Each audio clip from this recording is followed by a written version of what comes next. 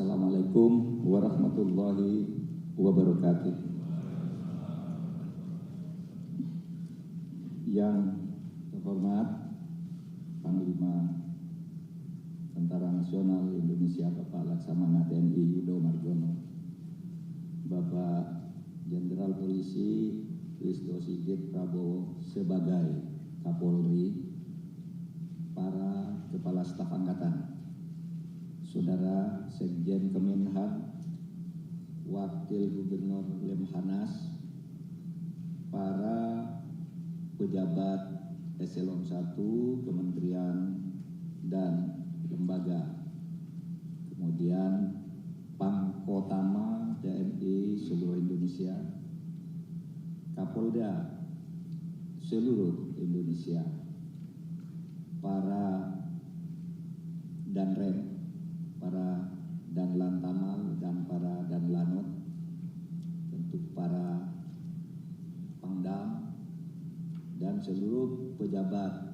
Eselon 2 di Kemenko Polhukam dan hadirin sekalian.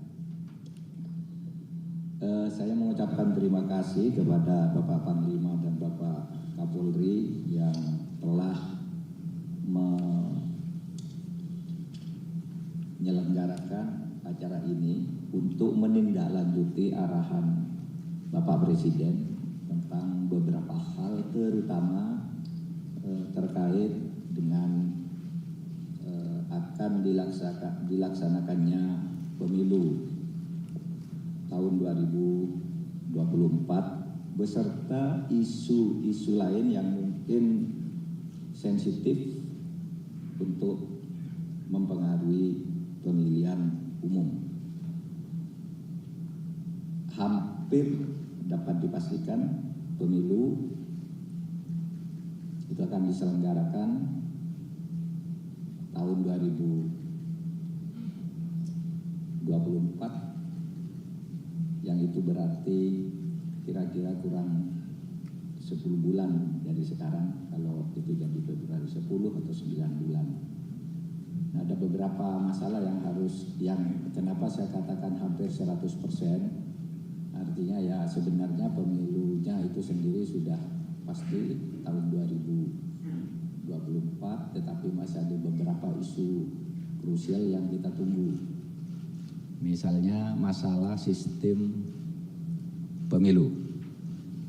Apakah akan terbuka atau akan tertutup? Mungkin dalam seminggu ke depan Mahkamah Konstitusi sudah mengeluarkan vonisnya tentang itu. Apakah terbuka atau tertutup? Tetapi kalau secara teknis ya, bukan dari analisis konfigurasi politik, secara teknis bagi penyelenggara pemilu terbuka ataupun tertutup itu sama saja secara teknis administrasi. Karena kalau sistem terbuka itu ya tinggal menentukan yang nanti jadi anggota DPR itu nomor yang paling banyak suaranya. Misalnya nomor urut berapapun, kalau paling banyak suaranya itulah yang jadi anggota DPR. Itu sistem terbuka seperti yang sekarang ini berlaku. Kalau sistem tertutup, ya tinggal menentukan nomor urut. Sekarang nomor urut oleh parpol kan belum final juga, masih daftar sementara. Nanti tinggal urut saja, nomor 1 Pak Mahfud, nomor 2 Pak Yudo Margono, nomor 3 Pak Listio Sigit, nomor 4 dan seterusnya gitu. Kalau misalnya dapat kursi 2 ya nomor 1 dan 2 yang jadi. Itu kalau tertutup. Dan secara teknis ini mudah karena memang KPU sampai hari ini belum mencetak kartu suara. Sudah beredar isu di luar bahwa sudah ada putusan dan sebagainya. Saya tadi memastikan ke MK, apa betul itu sudah diputuskan? Belum. Itu hanya analisis orang luar yang mungkin melihat sikap-sikap para hakim MK lalu dianalisis sendiri. Tapi sidangnya sendiri secara tertutup baru akan dilakukan besok lusa. Jadi belum ada keputusan yang resmi. Sudah diputus sekian, 6:3 atau 5:4 dan sebagainya itu belum ada. Nah, oleh sebab itu kita harus menunggu, dan bagi kita sebagai penyelenggara tidak perlu risau dengan sistem apapun. Itu nanti yang risau kira-kira ya antar partai politik, antar calon. Nah, itu tugas kita untuk mengamankannya dan mengarahkan sesuai dengan hukum yang berlaku. Saudara, saya ingin mulai di mana peran posisi TNI dan Polri di dalam keseluruhan masalah yang akan kita hadapi ini. Tentu kita sudah tahu secara konstitusional, tapi mari kita ambil beberapa hal. Mungkin sudah bisa masuk ke slide berikutnya, slide nomor 2. Saudara sekalian, saya akan mulai dari ini. Kita punya tujuan negara sebagai landasan dan bingkai kerja kita, bingkai kerja TNI Polri. Sehingga di sini dikatakan peran lembaga negara dan institusi-institusi pemerintah termasuk TNI Polri harus ditujukan untuk menerapkan politik hukum. Politik hukum itu bukan politisasi hukum, beda loh politik hukum dan politisasi hukum. Kalau orang menggunakan jabatan untuk mengarahkan hukum itu namanya politisasi hukum. Kalau politik hukum itu kebijakan, policy, legal policy. Arah yang dituju dalam rangka penegakan hukum itu. Menerapkan politik hukum guna mencapai tujuan negara, yaitu melindungi segenap bangsa dan seluruh tumpah darah Indonesia, mencerdaskan kehidupan bangsa, membangun kesejahteraan umum, dan melaksanakan ketertiban dunia. Itu tujuan negara kita. Apapun, kalau kita membuat hukum jangan keluar dari ini. Satu, harus menjaga integrasi bangsa, melindungi segenap bangsa dan seluruh tumpah darah Indonesia. Yang harus kita jaga itu, segenap bangsa itu adalah ideologi dan teritori. Tumpah darah itu teritori. Wilayah kita, sudah jelas wilayahnya, sudah tahu semua kita. Nah, saudara, tujuan utama negara dimerdekakan adalah memajukan kesejahteraan umum. Itu yang utama. Yang lain-lain itu sebenarnya pengawal untuk kesejahteraan umum. Dasarnya untuk mencapai kesejahteraan umum ideologi Pancasila. Konstitusinya ya, itu Undang-Undang Dasar 1945. Rumahnya namanya NKRI. Kejiwaannya, semangatnya di dalam kehidupan bermasyarakat itu Bhinneka Tunggal Ika. Itu yang sering disebut istilah 4 pilar. Meskipun saudara, istilah 4 pilar itu oleh Mahkamah Konstitusi dilarang dipakai. Ada putusan Mahkamah Konstitusi karena di situ disebut 4 pilar itu Pancasila, Undang-Undang Dasar 45, NKRI, dan Bhinneka Tunggal Ika disebut 4 pilar dulu. MPR yang baru. Tapi Mahkamah Konstitusi membuat keputusan tidak boleh menggunakan 4 pilar untuk hal itu karena Pancasila itu bukan pilar. Jadi Pancasila itu dasar, gitu. Rumahnya yang terdiri dari pilar-pilar itu Undang-Undang Dasar. Nah, ada teori stats fundamental norm dikatakan Pancasila itu jangan disebut pilar, tidak boleh. Dia dasar yang tidak boleh berubah. Kalau pilar masih bisa diubah, ditambah apa, apa gitu bisa. Nah, saudara sekalian, halaman berikutnya. Nah, dengan demikian tugas TNI dan Polri adalah menjaga keutuhan teritori dan ideologi. Teritori itu wilayah Indonesia dari Sabang sampai Merauke dengan jumlah 17.508 pulau atau 504 atau ya sekitar itu. Karena angkanya beda-beda, tapi sekarang udah mulai dicatat semua. Teritori dan ideologi Pancasila. Ini sekarang ini kita, saudara, gangguan meskipun belum merupakan ancaman yang serius terhadap teritori itu. Misalnya kalau dilihat dari barat itu di Natuna Utara itu sering ada kapal-kapal asing masuk dan sebagainya. ilegal lah, illegal fishing dan sebagainya masuk, bahkan juga dengan dalih penelitian dan sebagainya. Itu teritori yang harus kita jaga. Lalu di timur sana ada gerakan separatis OPM yang menurut hasil studi Lemhanas itu sebenarnya pembangunan di Papua itu, saudara, kalau dihitung dari awal sampai sekarang itu udah bagus.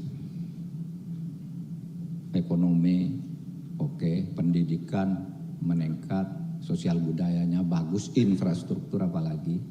Tetapi masih ada yang tidak berubah dengan itu, yaitu punya keinginan untuk merdeka.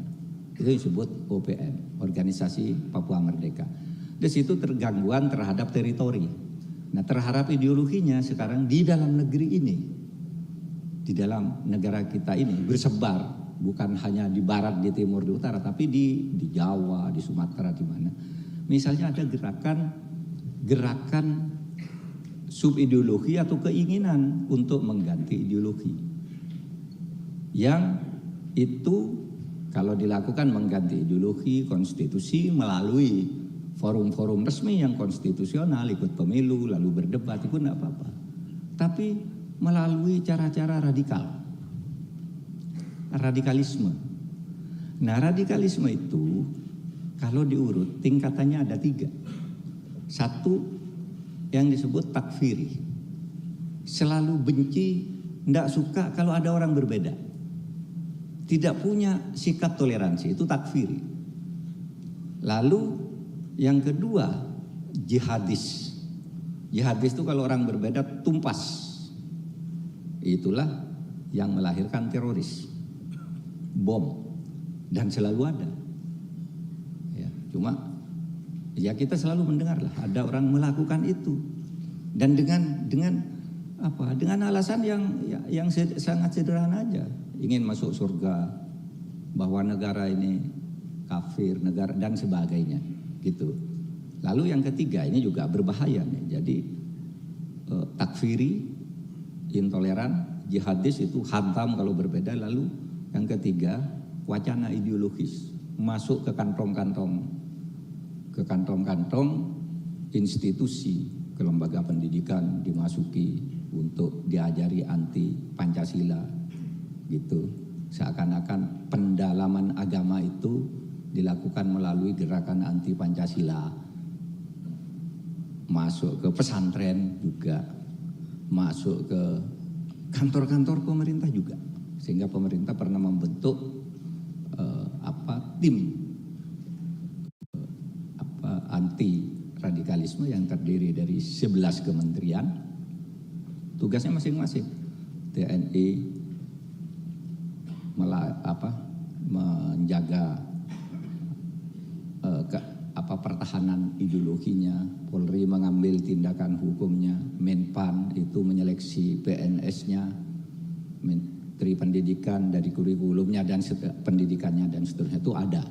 Karena memang radikalisme ini memang ada dan selalu muncul, gitu, bukan mengada-ada. Nanti kalau kita menganggap itu enteng, lalu kita tidak bekerja.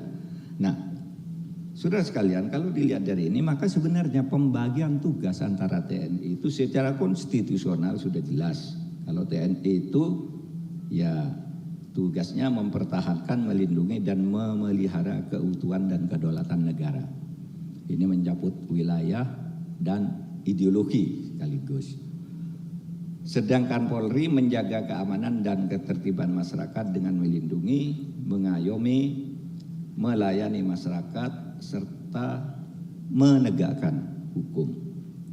Nah, beberapa isu penting yang ingin saya sampaikan untuk menjabarkan itu adalah tentang pemilu, kemudian tentang isu keamanan di Papua, lalu karhutlah, lalu yang kebijakan yang sekarang mungkin sedang menjadi sorotan dari sebagian orang dan sebagian kita yang mungkin belum paham betul, itu isu penyelesaian pelanggaran HAM berat masa lalu, penyelesaian non-yudisial, pelanggaran HAM berat di masa lalu. Ini yang sekarang sedang menjadi juga diskusi-diskusi di tengah-tengah masyarakat, termasuk di lingkungan kita, di pemerintah dan sebagainya. Oleh sebab itu Presiden meminta itu supaya dijelaskan secara lebih meluas apa itu maksudnya. Baik, kita masuk ke pemilu aja sebentar, Bapak. Masalah pemilu ini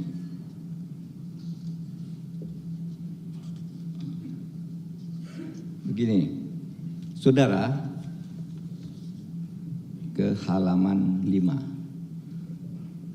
Dua kata kunci penting di dalam meletakkan posisi Polri dan TNI di dalam penyelenggaraan pemilu ini, terutama diperlukan sinergisitas, kebersatuan, bukan terpisah-pisah. Sinergisitas itu artinya kan saling melengkapi, bukan sendiri-sendiri.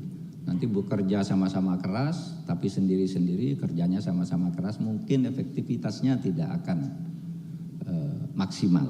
Oleh sebab itu diperlukan satu sinergisitas, yang kedua netralitas. Karena apa? Karena di dalam pemilu itu ada kerawanan. Halaman berikutnya. Pertama, kerawanan di tahapan pemilu, yaitu sudah lewat ini. Tahapan awalnya di tingkat nasional sudah mulai lewat. Misalnya kemarin pendaftaran ribut. Ada yang merasa mendaftar memenuhi syarat dijegal, ada yang tidak memenuhi syarat diangkat gitu. Nah itu saya katakan kepada KPU, Anda hati-hati, harus menggunakan standar yang sama. Itu ribut, bukan main. Nah sekarang udah selesai. Pendaftaran caleg juga sudah selesai. Tinggal nanti sebentar lagi, masih 6 bulan lagi sih, masih bulan Oktober, November, itu pendaftaran pasangan capres dan cawapres. Nah, kalau itu masih lama. Tapi pendaftaran caleg udah masuk sekarang. Nah, ini nanti diteliti dulu lalu dikembalikan ke partainya untuk disusun kembali kalau ada perubahan-perubahan tempat, ada yang double gitu, ada di partai sana kok ada nama ini, di partai ini nanti itu akan diselesaikan, itu administratif. Lalu pada tingkat provinsi, kabupaten, kota, itu nanti yang akan rawan situasi keamanan adalah pada saat kampanye dan perhitungan suara. Itu ramai biasanya saat itu tempat ini musim kampanye blub, nanti di TPS perhitungan suara itu ada yang protes, ada yang ribut, ada yang bikin kekerasan dan sebagainya. Kemudian di tingkat desa nanti biasanya rawan itu ketika pengiriman dari TPS masuk ke kecamatan, kabupaten, dan biasanya berdasar pengalaman saya sebagai hakim MK, memang kadangkala terjadi tukar menukar dan jual beli suara di dalam proses ini. Ya kita sih kalau di pusat enggak, ini sudah jujur semua, kita sudah atur semua. Tapi di bawah itu selalu ada.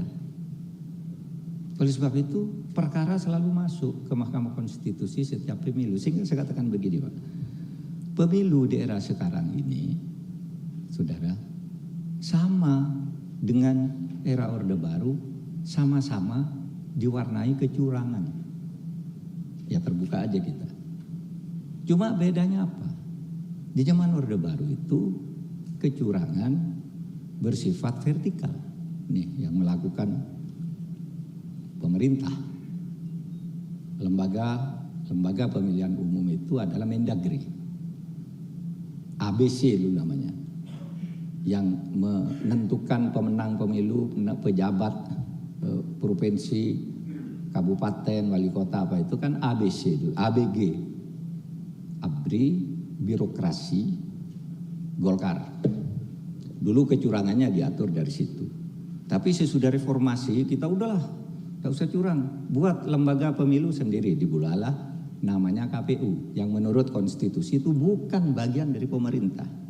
Sekarang ini kalau KPU buat apa-apa yang dituding pemerintah. Pemerintah tidak adil.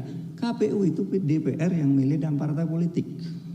Karena dulu belajar di Orde Baru tuh Mendagri selalu. Pengawasnya selalu Jaksa Agung. Sekarang enggak. KPU-nya sendiri, badan pengawasnya sendiri, yang mengawasi pengawas ini juga sendiri. Itu di dalam tata hukum kita sekarang. Nah, sekarang ini kalau begitu kok masih ada curang? Iya, ada curang. Yakin? Yakin. Karena saya hakim MK, ngadili pemilu ini, tahu kecurangan di mana-mana. Gitu. Tetapi beda, Pak. Sekarang kecurangan itu bersifat horizontal. Kalau dulu vertikal dari atas, sekarang horizontal. Partai ini mencurangi partai ini yang digugat KPU. Partai ini membeli suaranya partai ini. Orang dirugikan menggugat KPU. Itu banyak. Cuma supaya diingat, ya, kecurangan yang seperti ini meskipun terbukti tidak selalu membatalkan hasil pemilu. Ini satu, harus ingat. Karena kadang-kala orang berteriak itu curang, pemilunya batal. Enggak. Kalau saya calon, Pak Listio Sigit calon, Pak Listio Sigit menang, dapat 5 juta suara.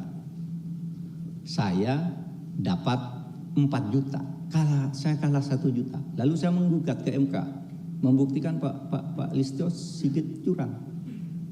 Saya buktikan ke MK, terbukti betul curang, tapi curangnya hanya 200. Nah, dalam keadaan begini, meskipun benar terjadi kecurangan, Pak Listio Sigit tetap menang karena 200 ini kalau ditambahkan ke saya juga tidak mengungguli angkanya Pak Listio. Oleh sebab itu jangan dibilang, "Duh, hakimnya disuap, sudah tahu curang masih dimenangkan." Nah, dalam pengalaman saya, gubernur misalnya, ada 2 gubernur yang masuk penjara.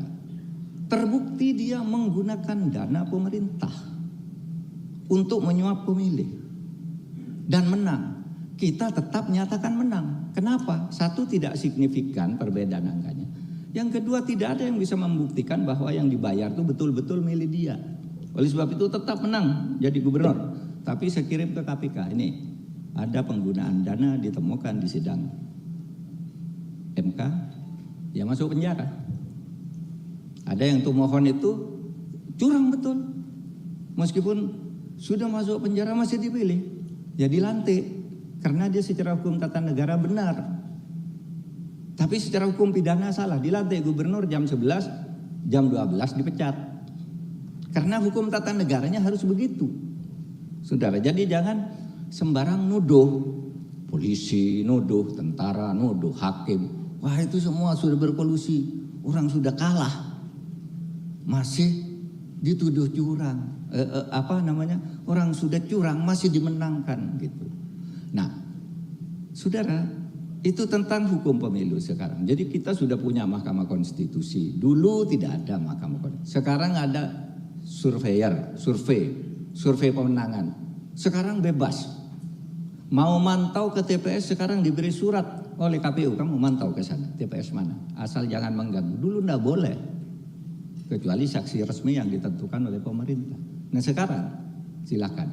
Nah, ini perbedaan pemilu sekarang dan dulu. Apakah baik? Ya tidak tahu. Tapi sekarang dari sudut demokrasinya sudah lebih bagus.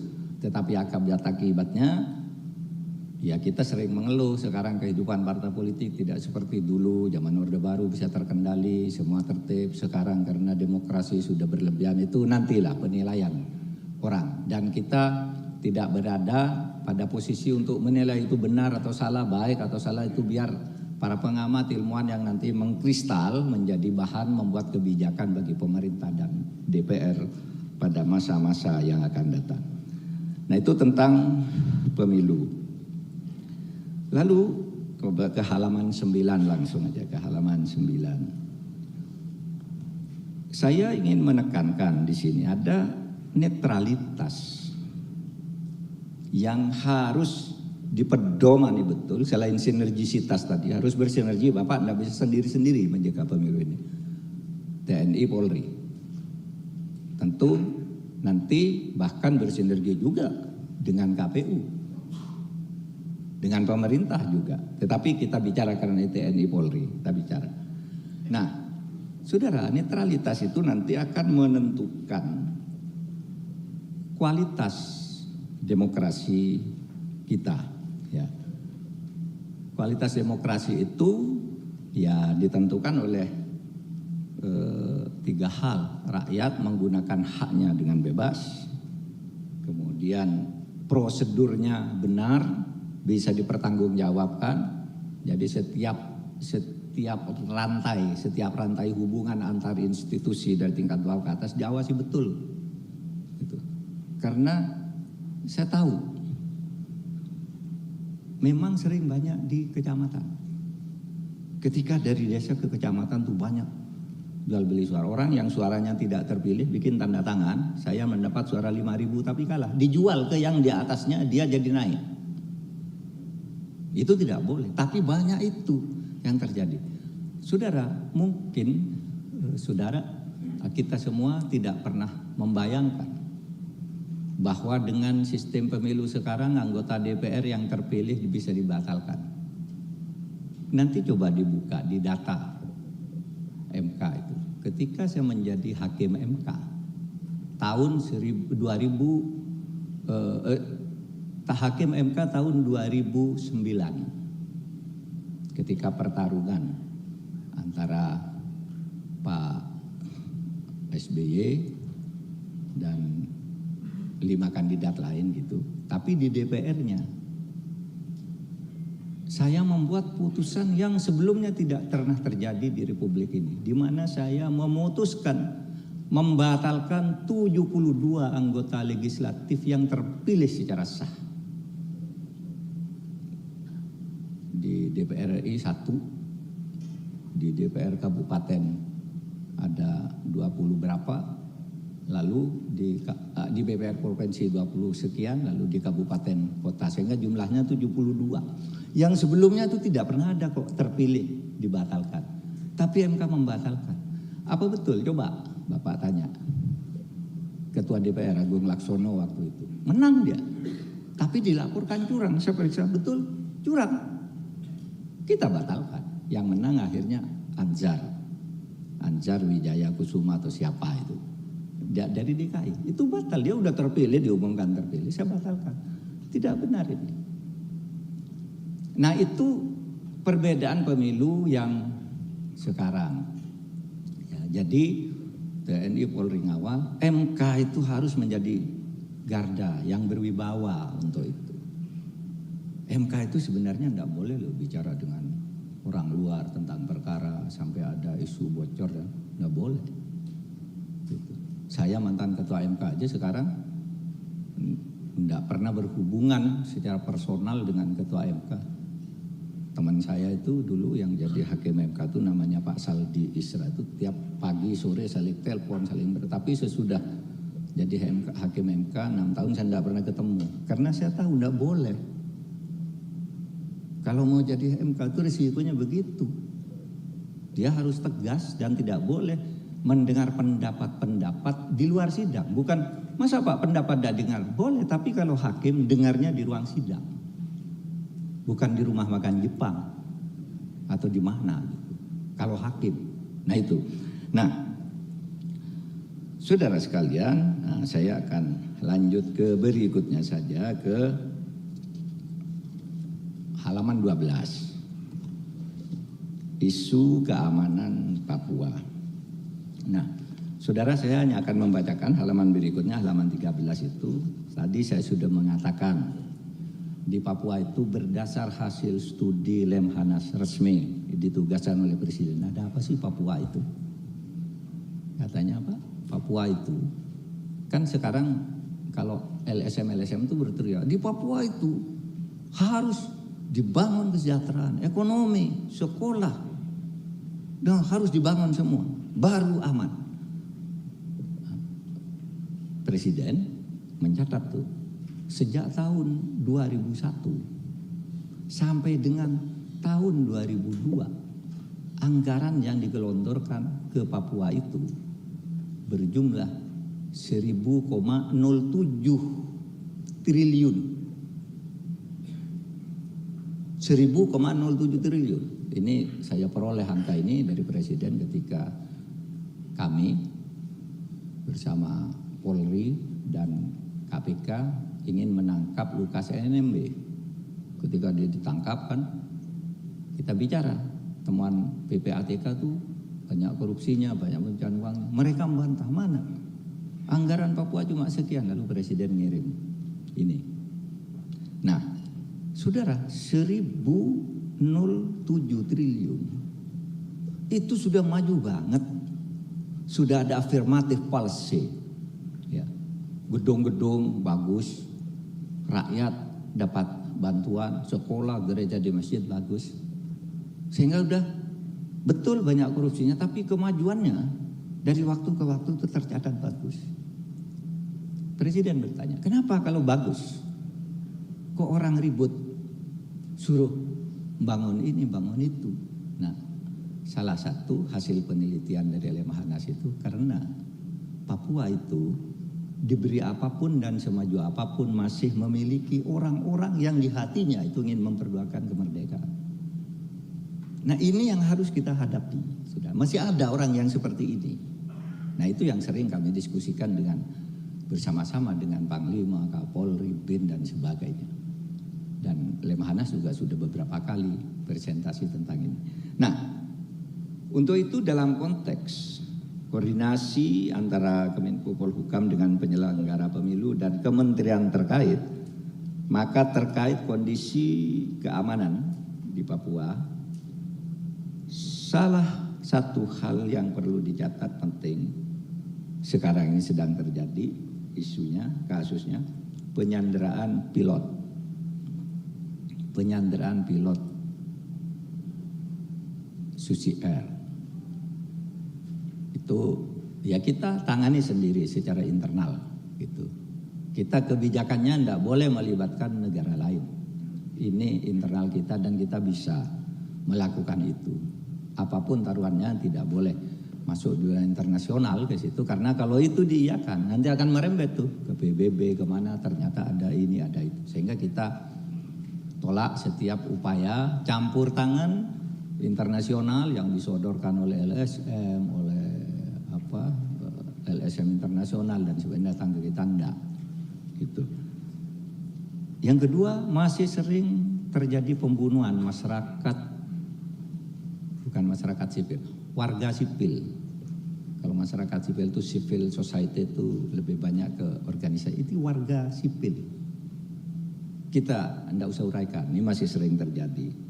Kemudian gangguan keamanan di bandara, di kantor-kantor pemerintah dan sebagainya. Kemudian ini yang menjadi pekerjaan baru bagi TNI Polri, pemekaran daerah. Sekarang daerahnya kan sudah dimekarkan. Selatan, Papua Tengah, Papua Pegunungan, kemudian utara, lalu nanti Papua Barat Daya yang juga akan dimekarkan. Nah, ini saudara, bisa terjadi masalah juga karena perluasan ini akan menyebabkan penanganan pemilu menjadi semakin lebih rumit. Ya kan, harus membentuk dapil baru.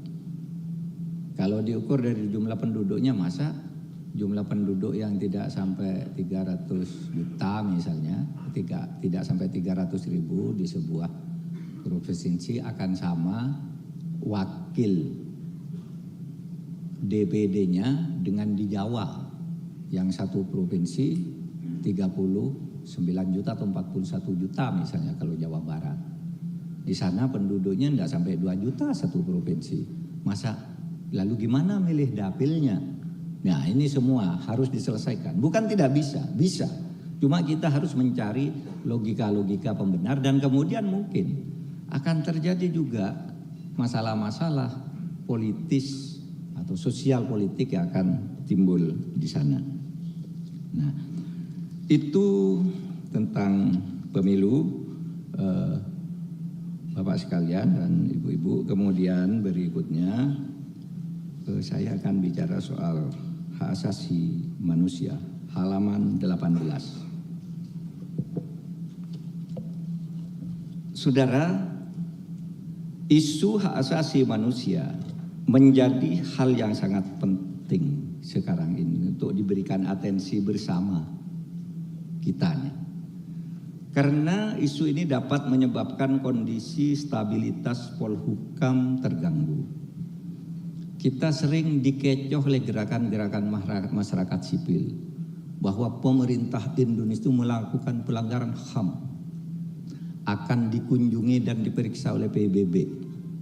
Dan yang menyebarkan itu orang-orang kita sendiri. Tahun lalu, tanggal 13 dan 14 Juni, saya berkunjung ke markas besar PPD untuk menyampaikan laporan tentang pelaksanaan HAM pada sidang umum PBB yang ke-50. Saudara, menggembirakan bagi saya, ternyata semua berita di Indonesia itu hoax. Tidak ada di PBB. Saya ketemu sendiri, saya berpidato di depan anggota PBB, kemudian saya diterima oleh ketuanya. Apa masalah Indonesia tentang PBB? Tidak ada katanya. Artinya yang menjadi sorotan khusus bahwa pelanggaran HAM itu banyak, iya. Tetapi yang sampai masuk ke PBB itu tidak ada. Apalagi PBB mau memeriksa Indonesia, tidak ada, itu semua hoax. Ada memang PBB kirim surat, tetapi bukan PBB-nya, itu satu unit kelompok raportur namanya, mengirim surat, pemerintah Indonesia ada, kamu nerima 9 surat pengaduan dari rakyatmu Papua, nenek. Itu bukan disikapi, apa, cuma dikirim saja. Wah, lalu jadi berita, Indonesia ditegur oleh PBB, akan diperiksa oleh PBB, sampai ada yang membentuk panitia penyambutan PBB di Jayapura, coba. Padahal tidak ada itu. Sesudah dibaca ya surat biasa yang minta ditanggapi aja. Nah, pada saat yang sama, ketika Indonesia mendapat 9 surat dari PBB, Malaysia mendapat 30, Amerika mendapat 71 surat, Rusia lebih banyak lagi dan seterusnya. Itu surat-surat biasa saja, bukan teguran. Itu ada orang ngadu ke PBB, tapi bukan ke PBB-nya, itu ada kelompok di bawah itu yang diberi tugas menyortir surat-surat gitu, tapi tidak punya kewenangan memutus. Itu yang dijadikan isu. Amerika, Rusia jauh lebih banyak, Cina apalagi. Kita 19 pada waktu itu. Saya datang ke sana. Mana? Oh, enggak ada. Dari 49 negara yang disebutkan di dalam pidato resmi Ketua Dewan HAM PBB ketika itu, ada 19 pada tahun ini, tahun kemarin itu diberi pujian atau diapresiasi karena apa? Misalnya Malaysia diberi pujian karena menangguhkan hukuman mati. Ada beberapa negara lah yang diberi pujian karena kemajuan. Nah, ada yang dicatat telah melakukan pelanggaran HAM, Cina dan lain-lain lah. Itu saudara ada kira-kira 30-an gitu dari 49 tuh. Nah, Indonesia tidak masuk yang dipuji, tapi juga tidak masuk yang dicela. Artinya kita sebenarnya nyaman-nyaman saja. Kalau dari sudut PBB, saya nanti akan katakan apakah pelanggaran HAM tidak ada? Tidak ada. Gitu. Nanti kita lihat pelanggarannya di mana. Saya hanya ingin mengatakan kalau dalam hubungan internasional, di dunia internasional, sejak tahun 2020, itu artinya sejak kepemimpinan Pak Jokowi yang kedua, Indonesia tidak pernah disebut dalam catatan merah oleh PBB. Sebelumnya selalu ada, disebut kurang ini, kurang itu. Yang sekarang tidak ada. Yang tidak tahu tahun ini ya, sebentar, ini bulan Juni sebentar lagi, nanti akan ada pengumuman lagi negara-negara mana. Karena kita juga melihat peristiwa-peristiwa belakangan ini mungkin saja ada yang menyebabkan PBB tertarik untuk memberi catatan khusus atau plus atau minus. Nah, kemarin kan tahun ini yang diributkan kan isu yang di PBB sering menjadi sorotan, yaitu isu hukuman mati di dalam hukum pidana. Sehingga Malaysia itu karena menghapus itu, menunda berlakunya itu, dia mendapat plus dari PBB. Lalu isu LGBT, Itu sering menjadi unsur yang dipertimbangkan untuk menilai penegakan hak asasi manusia. Tentu banyak unsur, saya hanya beri contoh saja dari apa yang menjadi tugas kita di sini. Saudara, sekarang ini ada hoax. Hoax itu berita bohong, berita tidak benar, berita sesat. Seakan-akan penyelesaian non-yudisial pelanggaran HAM berat di masa lalu itu merupakan pintu hidupnya lagi komunisme dan PKI di Indonesia. Hoax ini, terang-terangan ini, dipidatukan ini. Kayak mendengar siapa Kiai Wawan apa siapa tuh yang dari Jawa Timur, ini pintu masuk. Alfian Tanjung juga, ini tiket untuk menghidupkan kembali PKI. Saudara, saya jelaskan sekarang agar kita semua bisa sama menjelaskan. Begini, sekarang ini tidak ada politik hukum baru bagi paham komunisme. Tidak ada. Politik hukumnya jelas ditetapkan oleh MPR, komunisme dan segala organisasinya terlarang. Tidak ada kebijakan baru.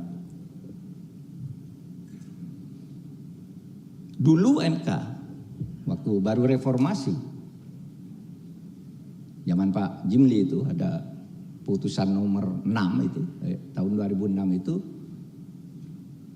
ex anggota dan keturunan PKI punya hak politik yang sama untuk ikut pemilu untuk calon. Mau jadi pegawai negeri boleh, berapa boleh, tapi tetap dilarang menyebarkan ajaran komunisme dan menghidupkan PKI. Itu tetap tidak ada politik hukum baru. Politik hukumnya hak asasi manusia. Mereka ini harus diperlakukan sama sekarang. Asal tidak mengganggu ideologi. Kalau mengganggu ideologi disamakan dengan radikalisme. Radikalisme yang tadi, yang urutannya takfiri, tidak toleran, teroris, itu jihadis, itu yang ketiga wacana, masuk meracuni pikiran-pikiran orang ke berbagai kantor, berbagai sekolah. Nah itu yang dilarang. Kenapa boleh melarang? Boleh melarang karena negara kita negara merdeka dan punya ideologi yang mempersatukan kita. Saudara, PPHAM, penyelesaian non-yudisial, pelanggaran HAM berat masa lalu itu adalah untuk menyantuni korban, bukan untuk menyantuni pelaku kejahatan. PPHAM, di mana saya ikut aktif di situ sebagai pengarah, dengan anggota dari TNI, Polri masuk semua, yuk. Ya, yang LSM masuk, Ormas masuk ke semua itu. Saya sudah melakukan penelitian. PKI itu bukan korban, tidak perlu disantuni. Itu adalah bagian dari pelaku peristiwa tahun 65 itu, bukan korban. Terus itu yang sekarang disantuni itu apa? Itu adalah mereka yang menjadi korban. Oleh sebab itu temuan PPHAM itu ke Jawa Timur misalnya ya, itu yang jadi korban itu ada pesantren, madrasah, kiai, ustadz. Nah itu di Jawa Timur itu ada korban dukun santet, itu peristiwa reformasi 98. Jadi tidak ada pikiran kita kok mau menghidupkan PKI, tidak boleh. Berbagai peraturan perundang-undangan sudah tidak boleh. TAP MPR nomor 25 tahun 66 itu sudah jelas disebutkan oleh TAP MPR gini. Sejak reformasi ini tidak ada lagi TAP MPR yang menjadi aturan hukum. Tidak boleh. Sejak reformasi. Tetapi bagaimana TAP MPR yang sudah menjadi aturan hukum sebelumnya? Jumlahnya 144. Ini sudah ada tuh sebelumnya menjadi hukum sejak zaman tahun 61. Lahir sampai akhirnya jumlahnya 144. Apakah ini hukum apa enggak? Lalu dibuat TAP MPR 1. 99 atau 111 TAP MPR, nanti dilihat angkanya yang persis, dinyatakan tidak berlaku lagi karena udah selesai. Misalnya TAP tentang pengangkatan presiden tahun sekian, TAP tentang pemilu tahun sekian, itu kan selesai dengan sendirinya 111. Lalu ada yang berlaku sampai ada TAP MPR, sampai ada undang-undang yang menggantikan tentang hak MPR, tentang hak asasi misalnya ya. Tentang pemisahan Polri, pemisahan TNI dan Polri, itu kan tahun 2001 tahun 2001 ya, tahun 2001. Nah, tahun 2003 ditetapkan. Ini belum selesai waktu itu, diteruskan dulu. Nah, sekarang udah selesai. Undang-undangnya sudah ada. Tapi ada TAP MPR yang tidak dicabut, tetap berlaku lama dan tidak akan dicabut. Salah satunya adalah TAP MPR tentang larangan bagi komunisme. Tidak ada politik hukum baru tentang ini. Tidak bisa itu dicabut dengan undang-undang. Dan tidak akan ada TAP MPR baru yang menghidupkan itu lagi. Itu dari sudut tata hukum, saudara. Kemudian kasus, nah ini lagi. Kasus pelanggaran HAM berat.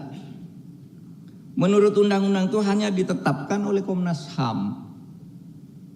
Jangan sembarang orang bukan Komnas HAM lalu nuntut ke polisi, Pak itu pelanggaran HAM berat. Bukan, kalau Komnas HAM tidak bilang begitu tuh bukan. Meskipun itu mungkin kejahatan berat.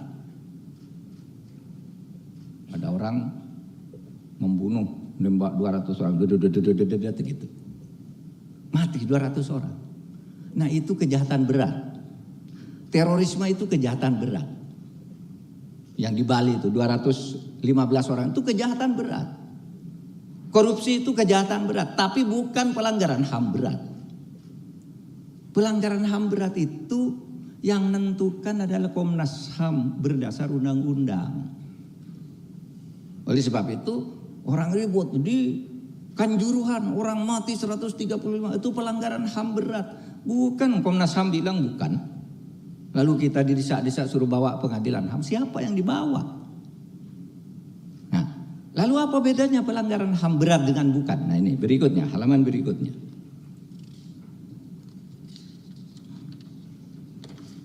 Mengapa, kita urut dari sini. Mengapa pemerintah itu membentuk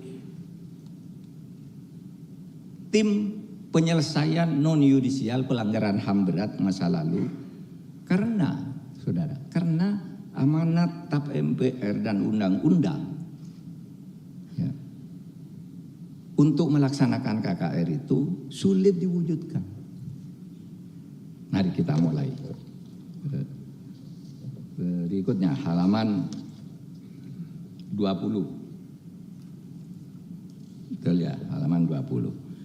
Nah, PP HAM ini, penyelesaian HAM non-yudisial ini dibentuk untuk menindaklanjuti perintah TAP MPR dan undang-undang. Jadi perintah TAP MPR itu dulu bukan sekarang. Dulu begitu reformasi kan lalu ada TAP MPR yang menyatakan kenapa kita ini kacau? Karena pemerintah melanggar HAM.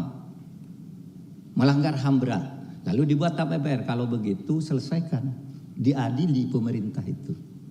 Diadili siapa yang melakukan pelanggaran HAM berat itu. Maka saudara, disitulah kemudian kita diarahkan oleh TAP MPR dan undang-undang itu untuk menyelesaikan pelanggaran HAM berat. Satu, melalui pengadilan, itu yudisial namanya.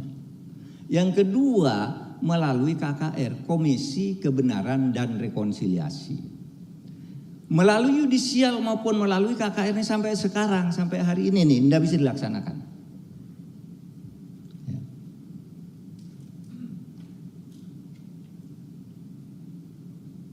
Kenapa? Halaman berikutnya sekarang.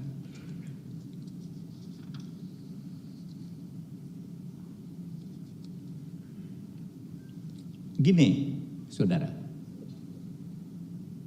Komnas HAM itu menyelidiki pelanggaran HAM itu banyak sekali. Termasuk peristiwa tahun 65 itu ditulis sebagai pelanggaran HAM berat. Karena di situ diberitakan ada sekian ribu orang meninggal, sekian ribu orang dibantal. Itu pelanggaran HAM berat. Kita tidak bisa nolak untuk mengatakan, Pak itu bukan. Lah itu Komnas HAM yang memutuskan. Undang-undang menyatakan itu Komnas HAM. Sekarang laksanakan perintahnya apa? Bawa ke pengadilan. Sesudah dibawa ke pengadilan, Tidak ada satupun yang dihukum karena pelanggaran HAM berat itu. Karena buktinya tidak ada. Seperti tahun 65, tidak bisa dikatakan itu pembantaian, maaf, oleh militer, oleh polisi, tidak ada. Itu adalah konflik horizontal di bawah. Dan ke pertemuan kita, PKI itu sebagai salah satu pelaku di samping pelaku-pelaku yang lain. Sehingga bukan negara melawan rakyat, itu rakyat dengan rakyat. Oleh sebab itu ketika diajukan pengadilan, ini yang Timur-Timur, Paniai, kita ngajukan 35 orang, 34 orang tuh sebelum yang terakhir Paniai. Bebas semua oleh pengadilan. Tidak ada buktinya. Kenapa? Hasil temuan Komnas HAM itu secara hukum acara tidak memenuhi syarat. Misalnya siapa saksinya. Kalau ada orang terbunuh, siapa yang terbunuh? Kan kalau menurut hukum acara harus dibuktikan terbunuhnya jam berapa, pakai senjata apa. Siapa yang memvisum. Iya kan? Pelakunya siapa? Nah ini hanya dikatakan terjadi pelanggaran HAM di mana di sini aparat melakukan tindakan sewenang-wenang, enggak ada. Gitu. Sehingga kita mengatakan ya sulit dong melalui undang-undang, melalui pengadilan susah. Bentuk undang-undang KKR, sudah dibentuk undang-undang KKR, Komisi Kebenaran dan KKR dan Rekonsiliasi. Komisi Kebenaran dan Rekonsiliasi sudah dibuat undang-undangnya, dibatalkan oleh MK. Gitu. Nah, akhirnya apa? Setiap tahun Presiden Jokowi itu berpidato, kita akan menyelesaikan kasus pelanggaran HAM berat. Tetapi begitu dibawa antara Kejaksaan Agung dan Komnas HAM itu tidak ketemu. Kami tidak bisa bawa, kalah lagi. Kalau sudah tahu kalah, kok masih mau ke pengadilan? Karena buktinya tidak ada. Nah, oke, akhirnya apa? Pemerintah sekarang bersikap begini, udahlah. Masalah pelanggaran HAM berat itu untuk kasus yuridisnya kembali ke undang-undang. Ketentuan pasal 42.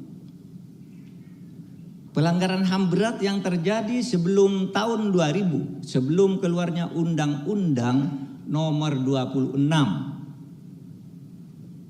tahun 2000 itu dibawa ke pengadilan HAM ad hoc dengan persetujuan DPR. Jadi DPR, misalnya Komnas HAM lapor ke DPR, DPR minta pemerintah dan Jaksa Agung adili. Nah sekarang kadang-kala Komnas HAM langsung minta ke pemerintah. Buktinya tidak ada ketika dibawa. Nah sekarang ayo Komnas HAM, saya bilang Anda aparat negara yang dibentuk oleh undang-undang. Tempuh prosedur itu, kami kata Presiden akan menyelesaikan yang sesudah tahun 2000 kita bawa ke pengadilan. Kemarin sudah diadili satu Paniai, bebas lagi karena buktinya tidak ada. Hukum acara antara Komnas HAM dan hukum acara biasa itu tidak cocok. Komnas HAM mengatakan sudah menemukan bukti pelakunya diduga ini. Ketika ditanya, karena kejahatan itu harus ada korban, jam berapa, terbunuh karena apa, yang melakukan siapa, lalu dicocokkan. Waktu itu betul dia ada di situ atau enggak. Tahun 65 saksi-saksinya sudah tidak ada semua, pelakunya juga sudah tidak ada, korbannya juga sudah pada keturunannya sudah lupa juga gitu. Tetapi karena itu amanat undang-undang dan tap MPR ya kita lakukan, kita ke sana ke DPR. Tapi pemerintah saudara kemudian membentuk, kalau begitu mari kita cari penyelesaian non yudisial. Penyelesaian di luar pengadilan. Penyelesaian di luar pengadilan itu tekanannya adalah korban. Kita menolong korban, mencari korban bukan mencari pelaku. Kenapa pelakunya tidak dicari? Sudah tidak ada buktinya, dibawa ke pengadilan tidak bisa. Korbannya saja sekarang. Nah korban tahun 65 itu kan banyak saudara. Kita harus jujur, bukan PKI. Orang misalnya nih yang kita kenal semua namanya. Orang yang pada tahun 60-an dikirimkan bersekolah ke Eropa dan ke berbagai mancanegara oleh Bung Karno untuk membangun Indonesia itu banyak yang kemudian dituduh PKI. atau punya kaitan PKI, sehingga begitu peristiwa 6566 itu meletus, mereka tidak boleh pulang. Kenapa? Wah, ini sekolah ke Eropa, negara-negara PKI dan sebagainya, negara-negara komunis, tidak boleh pulang. Itu yang disebut exil. Contohnya nih. Jadi kalau kita mau menolong korban tahun 65 itu bukan menolong PKI, bukan. Contohnya Pak Habibie. Pak Habibie itu disolokalahkan oleh Bung Karno tahun 60 untuk menjadi insinyur yang tangguh membangun Indonesia. Tahun 63 dia lulus master. Tahun 65 dia lulus doktor dengan summa cum laude. Meletus G30S, dia tidak boleh pulang. Pak Harto tahun 74 berkunjung ke Jerman, ngelihat Habibie, kamu kok di sini? Ini kenal karena waktu bapaknya Habibie meninggal, Pak Harto sedang tugas di Makassar dan ikut mensolatkan. Tapi kamu di sini? Ya Pak, saya tidak boleh pulang gini-gini. Gitu. Udah pulang kamu, coba bisa jadi presiden. Itu eksil. Dan itu sekarang yang tercatat di Kemenkumham, itu sekarang masih ada 39 orang yang renta-renta. Mereka warga negara, mereka tidak pernah terlibat PKI, tapi waktu itu tidak boleh pulang. Akhirnya sudah lama kawin di sana, punya anak, cucu. Pada zaman dulu awal reformasi, pemerintah menghimbau mereka pulang. Kan sudah diampuni oleh putusan MK itu, sudah kerja. Tapi mereka sudah banyak yang tidak mau pulang. Karena apa? Asetnya sudah habis, keluarganya sudah habis. Kalau pulang juga mungkin dicemooh oleh tetangganya, sehingga tidak mau pulang. Tetapi mereka hanya mengatakan begini, Pak, saya mungkin pulang tuh tidak ingin pulang dari luar negeri. Saya sudah jadi dosen nih di Rusia, saya sudah jadi ini, warungnya bagus. Tapi saya hanya tidak ingin mati sebagai pengkhianat. Dicap sebagai pengkhianat bangsa. Kami cinta Indonesia. Hanya itu yang diminta. Dan betul mereka sekolah pada waktu itu. Nah yang begini nih saudara, bukan lalu memberi tiket hidupnya komunisme. Kalau itu dianggap tiket, yang lebih spektakuler itu yang tahun 2006 itu. Ketika MK menyatakan udah mantan keluarga PKI yang dulu disebut ET golongan C, golongan A, bebas menjadi calon DPR lah, menjadi ini lah, jadi pegawai negeri sekarang banyak. Nah, saudara sekalian, itu pengadilan. Ya tadi saya bicara pengadilan nggak bisa, buktinya nggak ada. Sekarang kita bilang Komnas HAM, yuk kamu lapor aja ke DPR. Nanti kita berdebat di DPR, buktinya apa mana? Kita begitu kan. Buktinya apa mana, ayo kalau mau ke pengadilan nih pelanggaran HAM masa lalu. Karena semua bebas kalau dibawa ke pengadilan. Kalau presiden praktis ya, Pak Mahfud gitu, Pak Menko, kenapa kita bawa ke pengadilan aja? Kalah Pak, ya enggak apa-apa kalah. Tapi kita kan sudah melaksanakan perintah undang-undang. Jaksa Agung enggak mau, Pak, kalau sudah tahu kalah, enggak ada bukti dibawa ke pengadilan, berarti kejaksaan ini tidak profesional. Enggak mau Jaksa Agung, sudah DPR aja yang memutuskan. Mari kita berdebat di situ. Saudara, enggak ada politik hukum baru tentang komunisme dan larangan PKI sebagai organisasi terlarang. Enggak ada. Itu tetap berlaku dan sudah dikunci oleh TAP MPR yang terakhir, TAP nomor 1 MPR tahun 2023. Bapak sekalian, di mana itu yang dianggap pelanggaran HAM berat?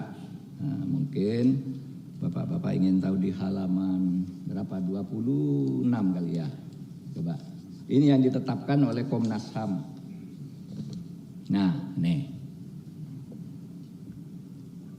Jadi saudara, ketika kami membahas di kabinet sekalipun banyak yang tidak paham bedanya pelanggaran HAM berat dan kejahatan berat. Coba bayangkan. Ada yang mengusulkan, Pak, itu korban Ambon itu jumlahnya banyak. Loh, kerusuhan di Ambon itu bukan kejahatan HAM berat. Itu konflik horizontal. Pak, di Aceh, di Aceh itu korbannya ada ribuan di Helsinki. Di mana? Lah itu bukan pelanggaran HAM, saudara. Komnas HAM tidak mengatakan. Yang dikatakan oleh Komnas HAM inilah. 1. Peristiwa 6566, bukan peristiwa PKI. Peristiwa 6566. Karena urusan peristiwa PKI itu sudah ditap MPR. 6566 itu korbannya banyak. Kiai saya aja nih, kiai saja namanya Kiai Jufri itu menjadi korban. Sedang ceramah gitu dibunuh. Nah yang begitu itu keluarganya masih banyak. Yang ditemukan oleh Pak Ifdal Kasim di Jombang itu beberapa pesantren. Itu hanya yang dibunuh menjadi korban tahun 65. Nah itu korban. Itu yang kita ini. Sudah kok katakan menghidupkan PKI. Coba lihat nih. Yang diperhatikan nih, maaf ya. Kan Islam-Islam semua nih. Coba. Itu ada di Aceh, Dukun Santet. Itu kan kiai-kiai, 86 kiai itu dibunuh di situ. Kemudian ada peristiwa Simpang KKA Aceh. Kalau Dukun Santet itu di Banyuwangi. Kemudian Jambu Kepo Aceh. Orang Islam semua tuh yang dia enggak ada PKI-nya di situ. Dan nanti bulan Juni akhir Presiden akan melakukan kick off peluncuran atas pelaksanaan rekomendasi PPHAM di tahun ini. Karena PPHAM itu saudara ketuanya tuh Makarim Wibisono, seorang diplomat ulung lah yang bisa menangani KKR di berbagai negara. Dari tentara juga ada Pak Kiki Sahnakri, dari BEN ada Pak As'ad. Ini orang-orang yang keras semua nih, anti PKI semua nih. Nah sekarang ini kalau saya ke daerah, Pak, kenapa PKI dimaafkan? Nggak ada. Kenapa Presiden minta maaf ke PKI? Nggak ada. Itu hoax. Presiden tidak pernah meminta maaf kepada PKI. Yang dinyatakan oleh Presiden itu, Presiden mengakui telah terjadi pelanggaran HAM berat dalam 13 kasus. Itu ada tertulis 14 karena Wasior dan Wamena itu sebenarnya bisa semula jadi satu, sekarang dipisah. Presiden menyatakan bahwa menyesal telah terjadi itu. Kenapa? Kan tidak bisa nolak Presiden, itu sudah keputusan Komnas HAM bahwa itu terjadi dan kita semua melihat itu terjadi. Saya aja yang jauh dari tahun 65 tahu bahwa itu terjadi. Itu terjadi. Mengakui, Presiden mengakui dan menyesalkan bahwa itu terjadi. Tidak minta maaf. Nah sekarang ini kok kalau saya ke daerah ada orang berbisik, Pak, kenapa? Kok pemerintah minta maaf ke PKI? Kan harusnya PKI yang minta maaf ke kita.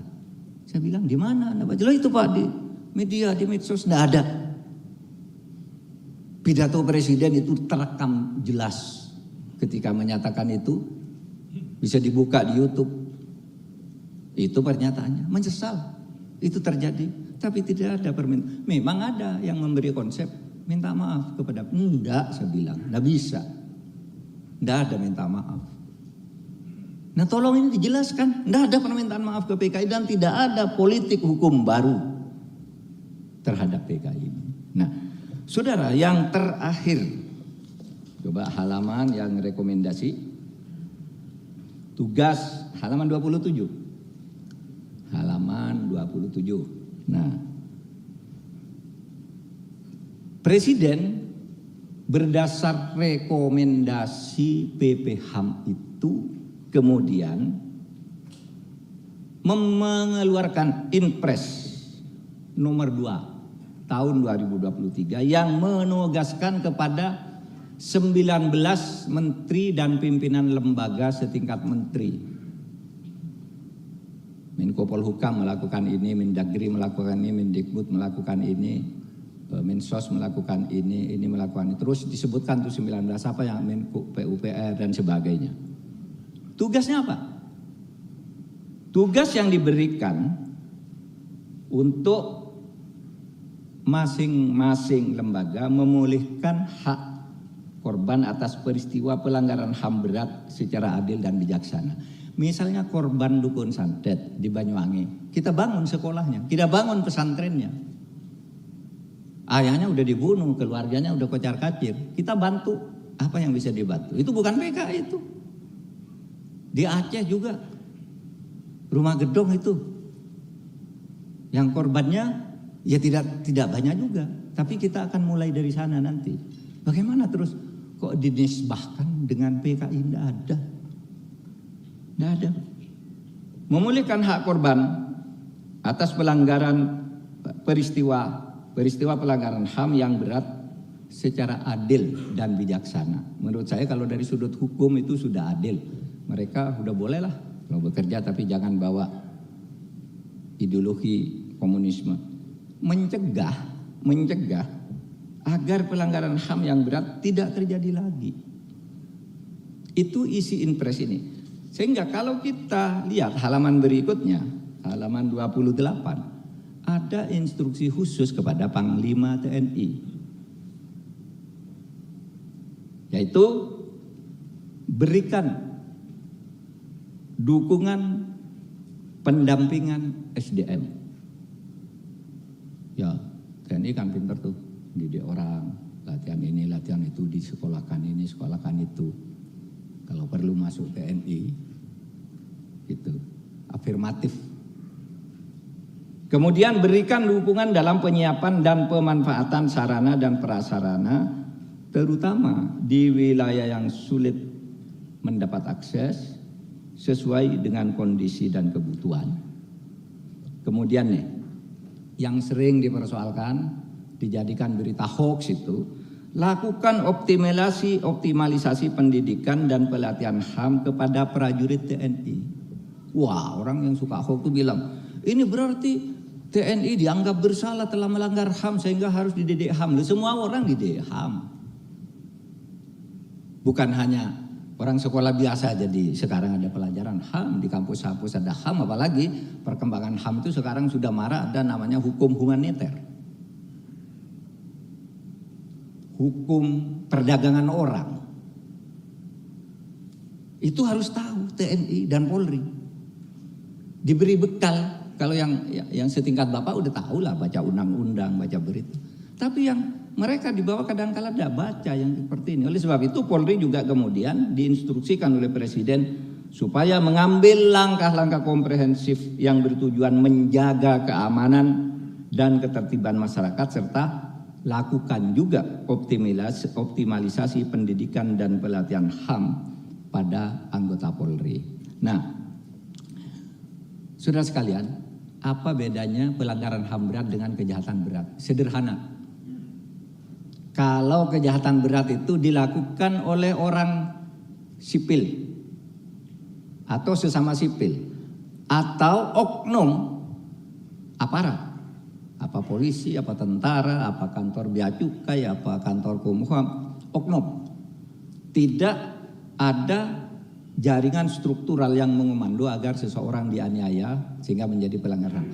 Kalau kejahatan, ya, itu mungkin korbannya lebih banyak, tetapi bukan pelanggaran HAM. Ya itu tadi ada konflik horizontal, ada perang antar suku, mati sekian, itu bukan pelanggaran HAM.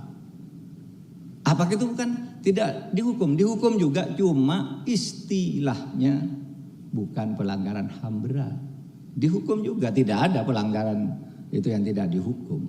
Sehingga kemarin ketika kami rapat, lalu bawa data Helsinki, sekian ribu orang konflik Maluku, itu bukan pelanggaran HAM berat, tidak ada di yang 14 disebut oleh Komnas HAM. Itu diselesaikan biasa aja, mau ke pengadilan biasa. Pemerintah mau membangun infrastruktur untuk mereka, silahkan. Yang menang pengadilan pemerintah bayar, gitu. Nah kadang-kala ketika saya dulu baru jadi menteri seminggu gitu, sebulan saya pidato bahwa pada era Pak Jokowi tidak ada pelanggaran HAM berat. Wah, orang ribut, LSM, itu katanya baru jadi menteri sudah bohong, pelanggaran banyak. Lalu disebutlah kejahatan-kejahatan berat itu, terorisme, pembunuhan anak, membunuh ibunya orang, membakar toko, itu pelanggaran. Lah itu kejahatan namanya saya bilang. Kalau pelanggaran HAM berat ini tadi yang 13, pelakunya tuh aparat. Dan itu harus dibuktikan. Terstruktur, ya ada komandan, bawahan, petugas lapangan, jelas ada perintah. Dipersenjatai, caranya bagaimana, nanti kalau terbunuh disembunyikan kemana, di mana. Nah itu namanya pelanggaran HAM berat meskipun korbannya hanya satu. Tapi kasus kerusuhan yang baru terjadi di Haruku itu misalnya, itu bukan pelanggaran HAM meskipun korbannya banyak. Itu konflik horizontal, lain lagi. Nah saudara, mohon dipahami, pelanggaran HAM yang ini nih, yang 13 karena itu ketetapan atau isi undang-undang yang dimandatkan kepada Komnas HAM untuk menentukan. Bukan kita yang menentukan, kita nyatakan, oh itu salah, enggak bisa. Itu Komnas HAM sudah tentukan gitu, ya sudah. Itu. Dan Komnas HAM juga tidak sembarang ya. Buktinya itu kasus Kanjuruhan kemarin kan didorong, itu pelanggaran. Saya bilang di Komnas HAM, kamu ngapain nyelidik? Wah mungkin ada pelanggaran HAM beratnya, oke kamu selidiki. Kesimpulannya bukan pelanggaran HAM berat meskipun korbannya 135. Tapi sekarang nih masih banyak tuh yang berteriak, kenapa? Itu kan berat sekali kok. Pak Menko bilang bukan pelanggaran HAM berat, memang bukan secara hukum. Memang bukan. Nah untuk memetakan hal-hal yang seperti ini, saudara sekalian, kita berkumpul hari ini untuk memantapkan saja. Karena sebenarnya saya tahu persis bahwa saudara semua sudah paham tentang ini, tetapi saya ngasih baterai baru karena kita akan pemilu dan ini akan menjadi isu kita semuanya. Terima kasih. Assalamualaikum warahmatullahi wabarakatuh.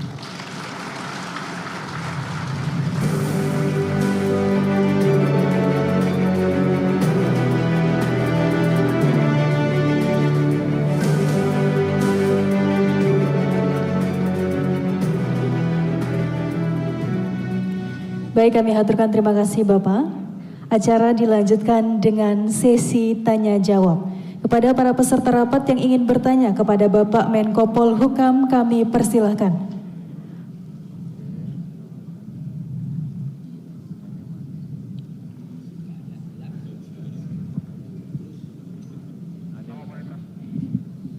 Tes. Mungkin ada yang bertanya, silakan.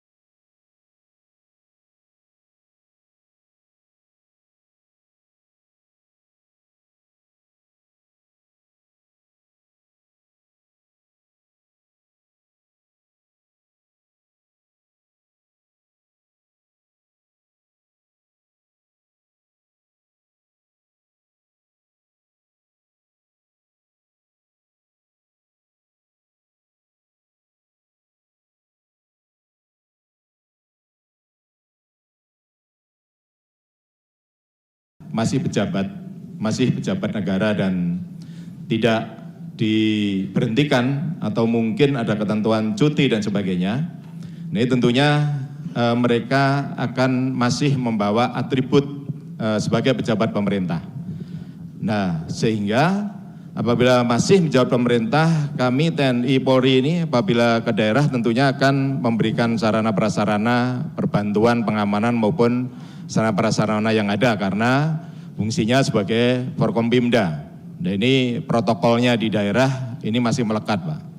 Nah tentunya ini bagaimana kami bersikap ketika mereka ini akan melaksanakan kampanye. tentunya kan kita tidak pernah tahu ini kampanye atau sekedar kunjungan kerja atau mungkin kegiatan lain. Nah ini sulit membedakannya Pak. Ini mohon arahan bagaimana kami akan bersikap supaya betul-betul tadi yang disampaikan bahwa TNI Polri netral di dalam pemilu 2024 nanti. Tentunya tadi disampaikan kemungkinan calon ini akan ditentukan bulan November Pak ya. Bulan November. Nah setelah itu kan masih yang bersangkutan tentunya mungkin ada calon yang masih menjabat. Nah bagaimana Pak tindakan kami untuk menyatakan bahwa kami ini betul-betul netral Pak. Demikian, terima kasih Pak. Baik Pak, sebenarnya Pak kalau untuk pilkada, pemilihan kepala daerah itu tidak ada masalah karena nanti pada akhir tahun ini semua kepala daerah yang sekarang ada ini itu berhenti untuk ikut pemilihan tahun 2024 kalau mau ikut lagi. Sehingga yang ikut di tahun 2024 untuk pilkada itu sudah bukan incumbent. Sehingga itu lebih mudah lah dihadapi. Nah adapun untuk tingkat presiden dan menteri sekarang aturannya itu sudah lebih eksplisit.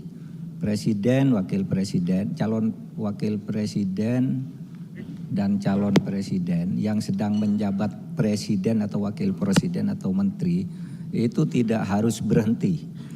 Itu aturan yang sudah ditetapkan. Ya mungkin ada orang kok gitu aturannya ya kok gitu karena itu yang disepakati kan. Aturan seperti itu DPR, KPU, pemerintah sudah membicarakan itu. Mereka tidak berhenti dari masa tapi melakukan cuti, jelas dengan cuti. Hari ini sampai misalnya 3 hari saya cuti. Oleh sebab itu ketika dia cuti untuk kampanye itu harus betul-betul dari atribut-atribut jabatannya. Tidak boleh dikawal oleh polisi. Pokoknya jangan menggunakan fasilitas umum juga. Jangan menggunakan fasilitas umum yang itu. Meskipun mungkin dalam prakteknya nanti lebih fleksibel tetapi yang penting tidak menimbulkan ketegangan dan kesan bahwa itu curang. Meskipun curang atau tidak curang itu nanti kan ada di Mahkamah Konstitusi, ada di Bawaslu dan sebagainya. Nah itu dari sudut aturan. Artinya semua itu sudah diatur semua, tinggal kita melaksanakan dengan konsisten dan konsekuen apa tidak gitu. Termasuk calon-calon DPRD, DPR yang mau calon lagi dan sebagainya. Itu semuanya sudah diatur. Misalnya kalau mau calon jadi kepala daerah ya jangan di DPR dong gitu. Nah, semua itu sudah diatur, tinggal mari kita ikuti saja aturan itu dengan tegas dan kita yang dari pusat itu harus mengawal secara psikologis gitu. Karena kalau di bawah tuh kan takut juga kalau misalnya Pak Sigit calon gitu, Pak Listio Sigit calon lalu ke daerah kan takut juga. Nah, yang di pusat ini mengarahkan bahwa itu sedang kampanye pribadi. Gitu aja. Gitu aja, Pak. Makasih. Baik. Baik, mohon izin mungkin ada yang ingin bertanya lagi kepada para peserta rapat. Baik, saya kira cukup MC. Terima kasih Pak Mahfud atas jawabannya. Siap, kami aturkan terima kasih Bapak. Mohon izin acara dilanjutkan dengan sesi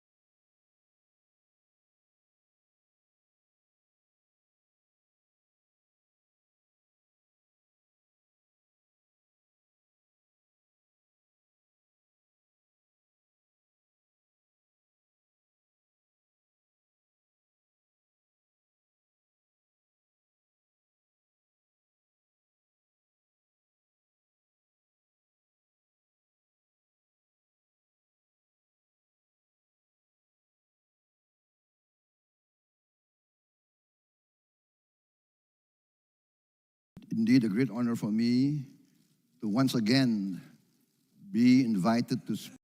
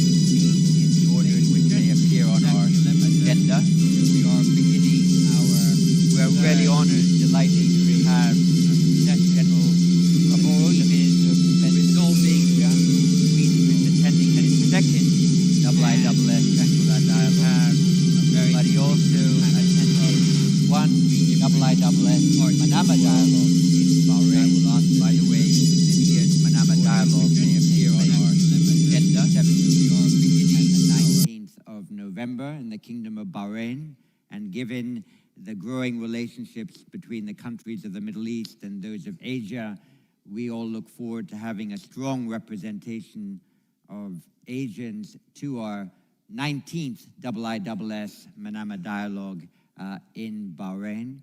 Minister Prabowo also attended the first IISS Riyadh Defense Forum on March 5, 2022, which we held in the Kingdom of Saudi Arabia, and we look forward to strengthening our links there. And for the second time at the IISS Shangri-La Dialogue, Lee Jong-sup, the Minister of National Defense of the Republic of Korea.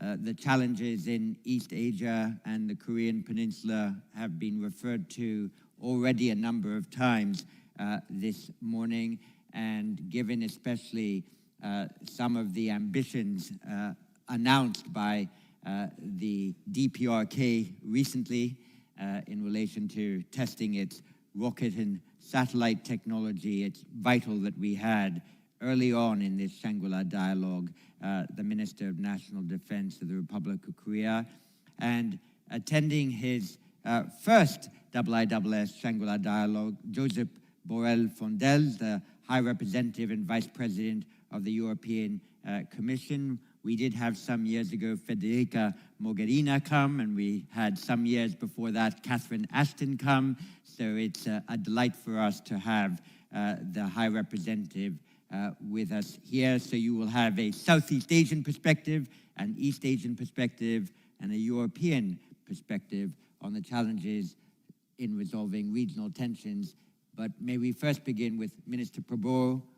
The floor and that podium is yours. Thank you very much, sir.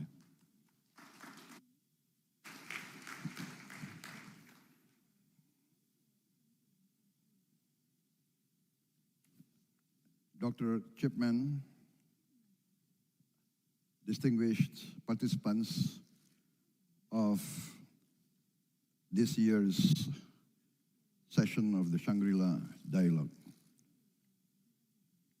First of all, it is indeed a great honor for me to once again be invited to speak in this important assembly of distinguished leaders in the defense and security fields of not only the Indo-Pacific region, but also from all over the world. We see today in this meeting many ministers, many leaders, many defense and security officials, not only from this region, but from the Americas, from Europe, from the Middle East. This shows how important events like this Shangri-La Dialogue has become. I totally agree with some previous speakers that consider meetings like the Shangri-La Dialogue to be important platforms for the exchange of views, personal contacts, discreet conversations, private meetings, which are all important ways to diffuse tension, overcome misunderstandings, and create a confidence-building environment. We all, I think, agree that this world, that our Earth, has become a small planet. And we are, all of us, facing common global threats to our security and our livelihood. We have together just overcome. We have just managed to mitigate the near disastrous COVID-19 pandemic. Even at this time, experts in the medical fields and the field of microbiology warn us not to lessen our guard against these global biological threats. My friends in the medical field warn me that there are now new mutations of the original COVID-19 virus appearing again. Distinguished friends, participants, these are but a few examples, some examples of the universal threats that we will face, all of us, in this small planet of ours.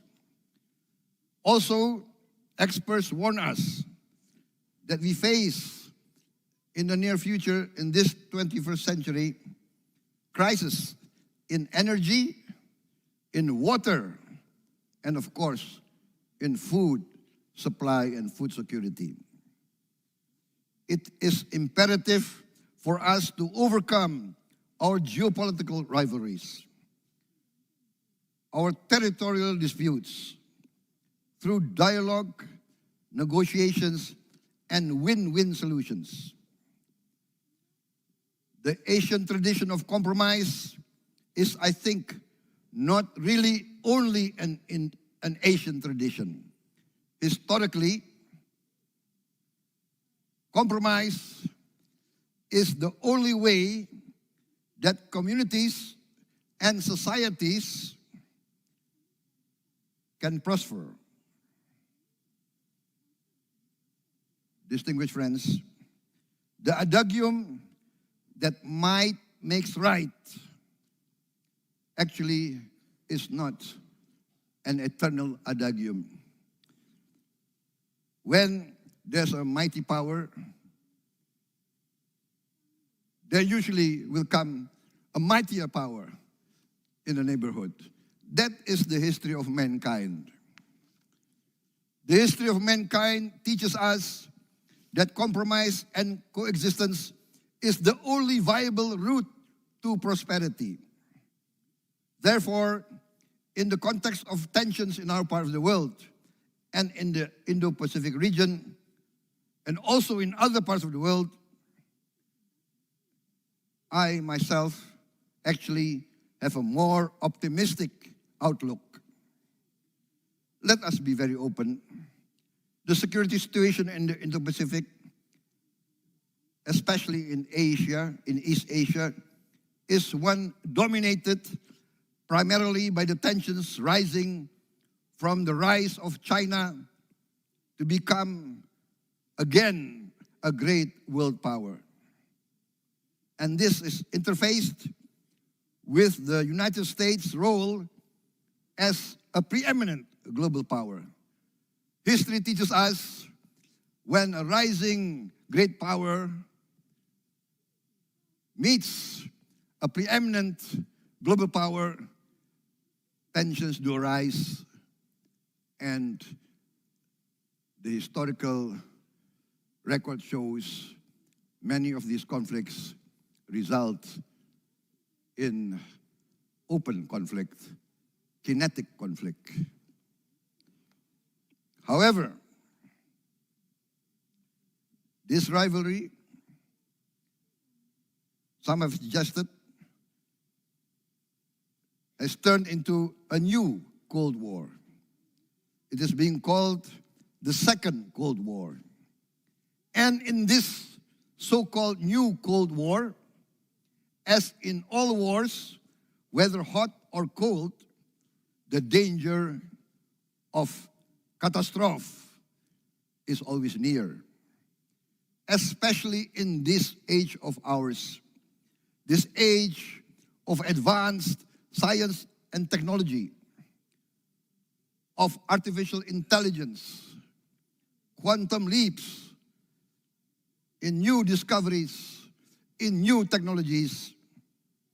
In this age, any confrontation of force can very quickly result in a dangerous descent to disaster. I've been told by experts in Indonesia, even if Indonesia is not involved in any open conflict, if there is a nuclear war, the difference between those directly involved and Indonesia is we will die a slower death, but we will suffer as well. However, I am of the opinion that the leaders of the two leading powers in this great rivalry are actually wise leaders. I am of the opinion that they are aware of the burden they have on their shoulders. I am sure they must feel the weight of this burden. They are also very aware of the great history of their nations and their civilizations. China has a long and great history, maybe the longest recorded history of mankind. China has been and will surely continue to be a great civilization. The United States is also part of the Western civilization. This Western civilization has also given humankind Renaissance and the Enlightenment. Science, new discoveries that have improved the livelihood of humankind. Both these great civilizations, the Chinese civilization and the Western civilization at present now being led by the United States, have contributed to the great advance and progress of humankind. Therefore, I am convinced that the leaders of both China and the United States and the West will resolve these conflicts through compromise, cooperation, and with humanism, resulting in a peaceful resolution of their differences.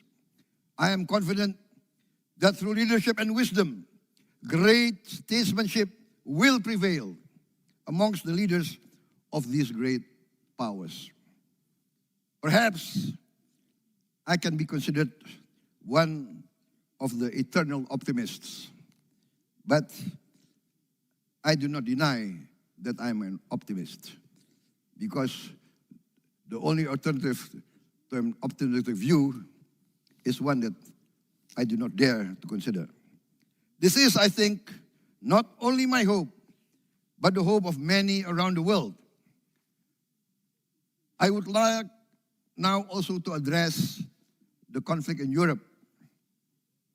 That is Ukraine-Russian conflict.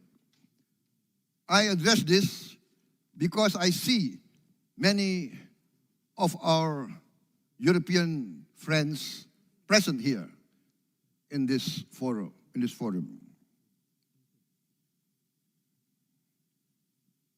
Yes, the Shangri-La dialogue has been in the past focused primarily on the Indo-Pacific region.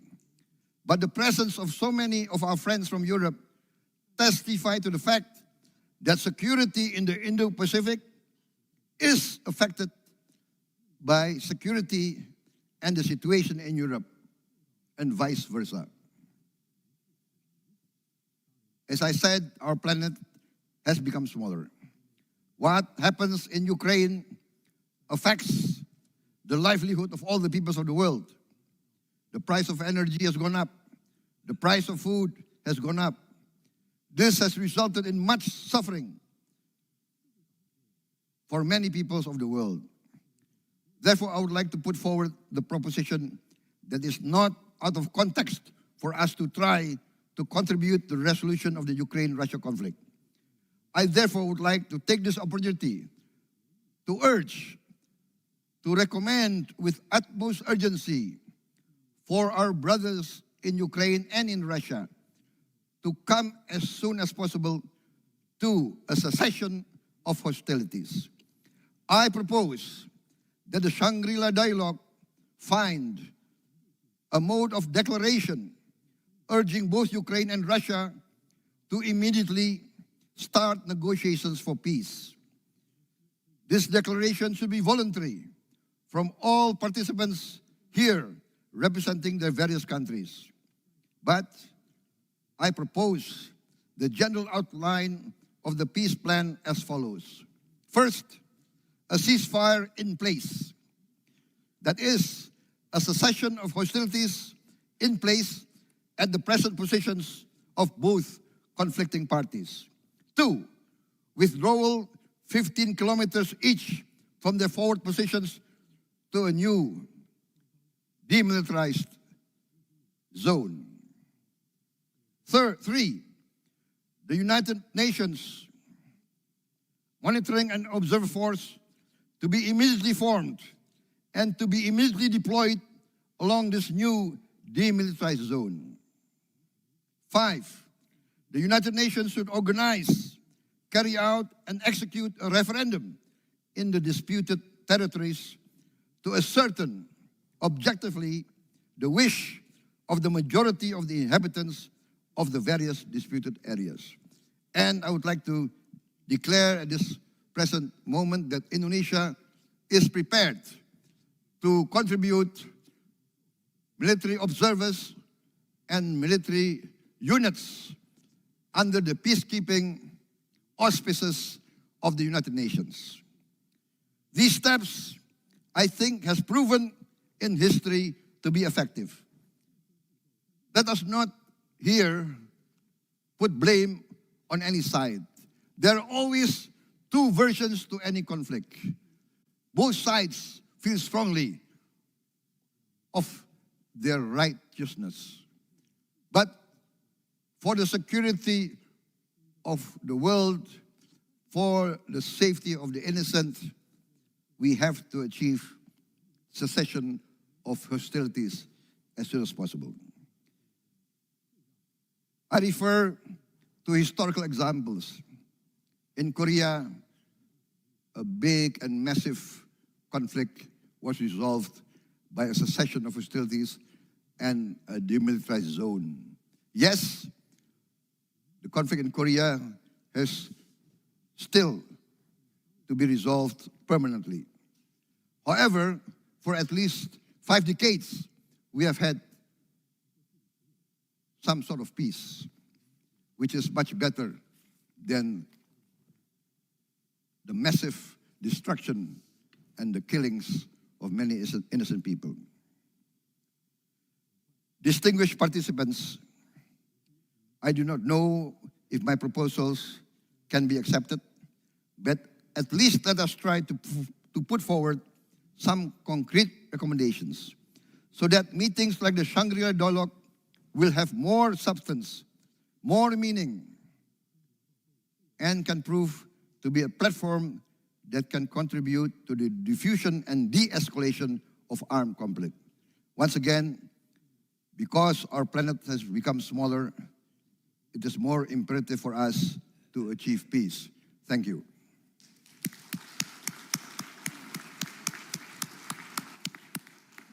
Thank you, Minister Prabowo, and you open up lots of things for discussion, and it is unambiguously the case that everyone, I think, in this room will agree with your principal proposition that peace and security in the Euro-Atlantic area are intimately connected to peace and security in the Indo-Pacific zone. Minister, the floor is yours. Thank you very much.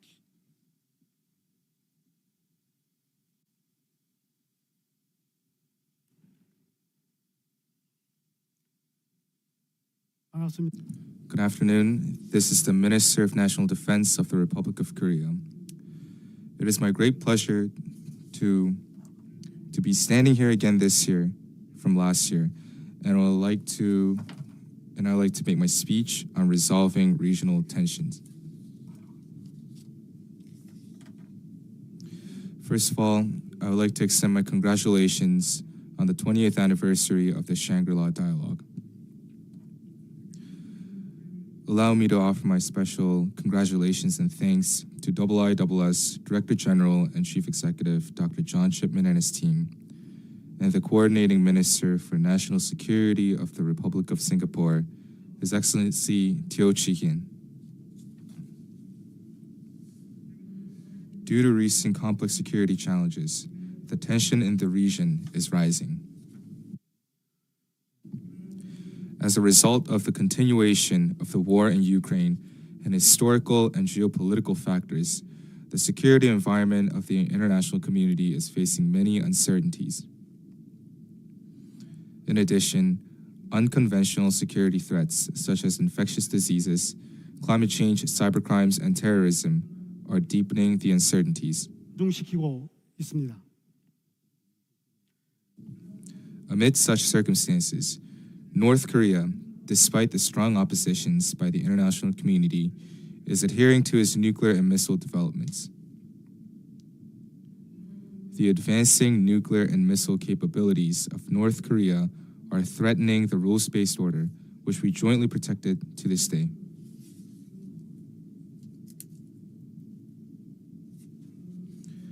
North Korea developed missiles with various ranges and types and carried out provocations in an unprecedented frequency and intensity from last year to the beginning of this year. On top of that, 3 days ago on May 31st, violating UNSC resolutions, it fired a space launch vehicle using ballistic missile technology. In particular, completing its preparation for the 7th nuclear test, North Korea made explicit the threats to use nuclear weapons, suggesting the possibility of preemptive nuclear attack through its announcement of nuclear force policy in September last year. North Korea is the only country that threatens a preemptive attack with nuclear weapons against a specific country.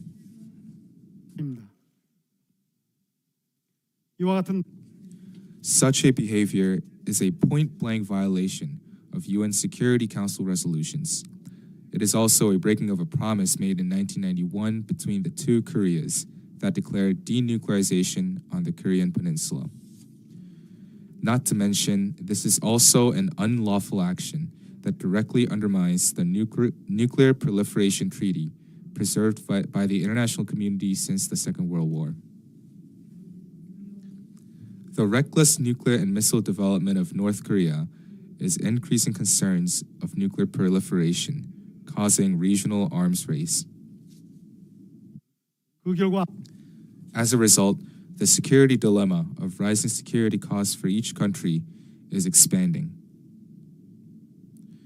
Strengthening the ROK-Japan and ROK-US-Japan security cooperation is also an inevitable measure taken to protect regional freedom and peace from the advancing North Korean nuclear and missile threats.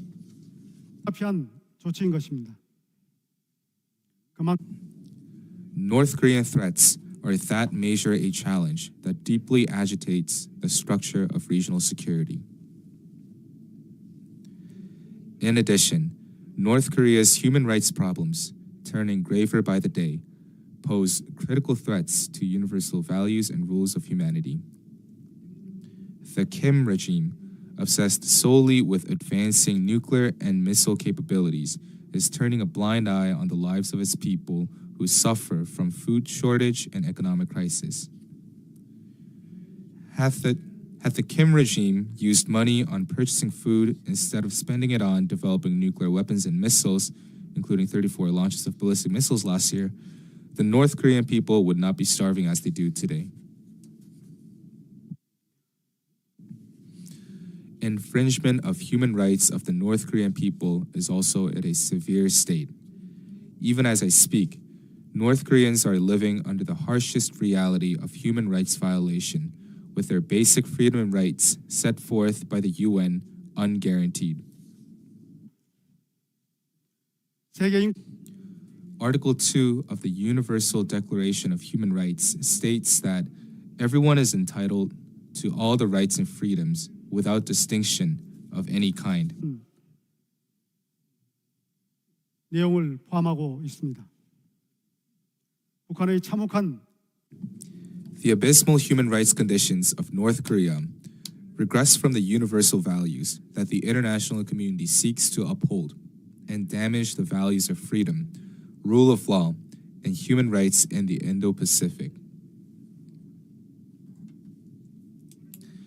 North Korean human rights challenge is no longer a problem of an individual country.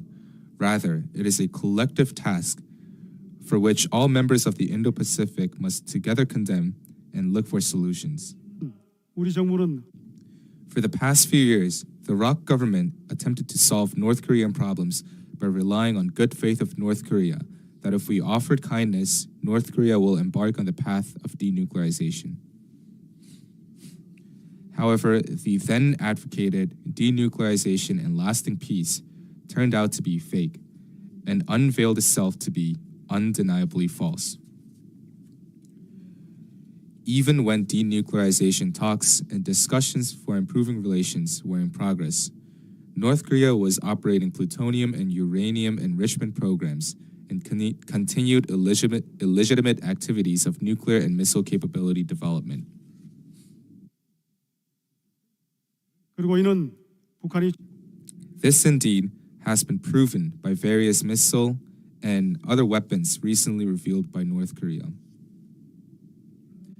Meanwhile, the livelihoods of the North Korean population were jeopardized, human rights further aggravated.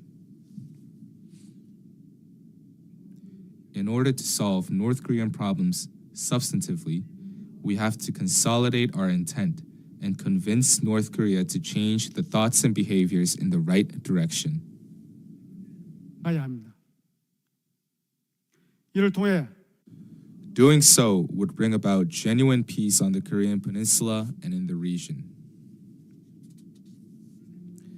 Since the Yoon administration took office in May last year, the Republic of Korea has striven to change North Korea's miscalculation and misbehavior by pursuing peace on the Korean Peninsula. First, we are strengthening the capability and posture of the ROK military and deterring North Korean nuclear and missile threats based on a strong and overwhelming capability with our ally, the United States. These efforts are endeavors to deter North Korean threats and dissuade its nuclear development. Furthermore, our government proposed the audacious initiative, which pledges a substantial improvement of the economy and livelihood of North Korea in return for choosing denuclearization and opening the door of dialogue and diplomacy.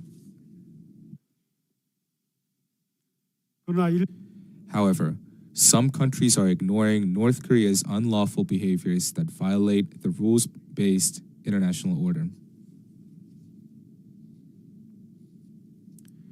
This creates holes in sanctions against North Korea passed at the UN Security Council.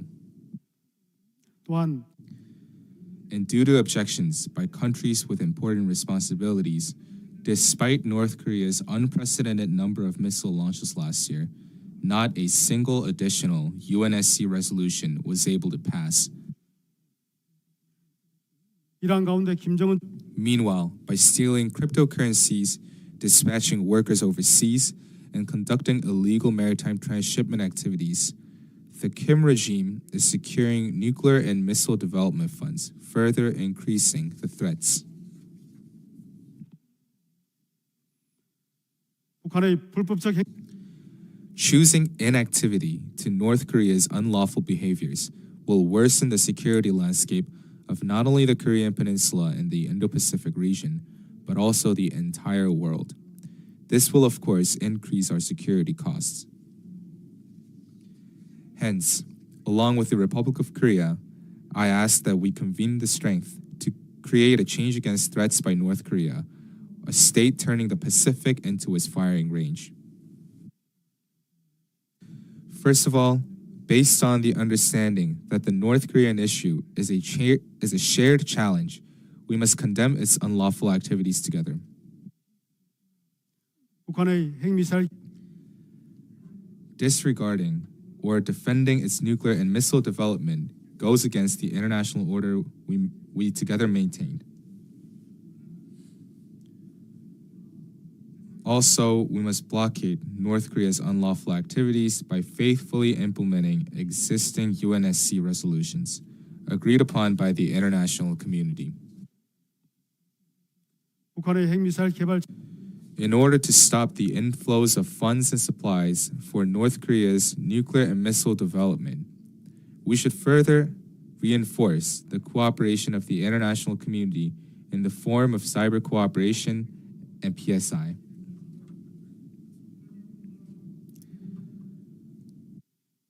If North Korea conducts additional provocations such as nuclear test or ICBM launch, we must demonstrate the international community's resolute and united strength by passing UNSC resolutions. With such a united action, we need to change the Kim regime's calculation as following.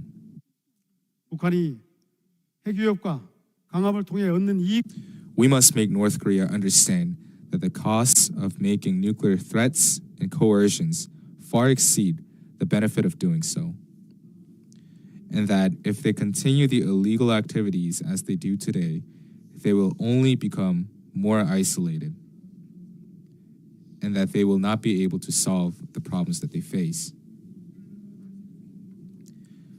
We also need to make the regime realize that coercion and threats will never be rewarded, as showcased through the war in Ukraine. While at the same time, that if they open the door for dialogue and choose a novel path, bright future will wait ahead.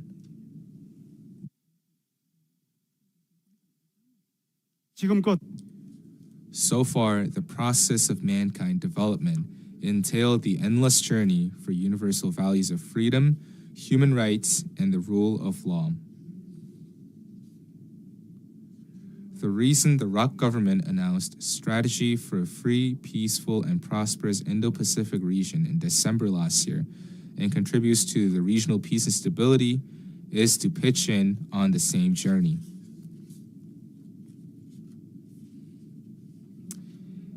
Nonetheless, North Korea is regressing from this journey.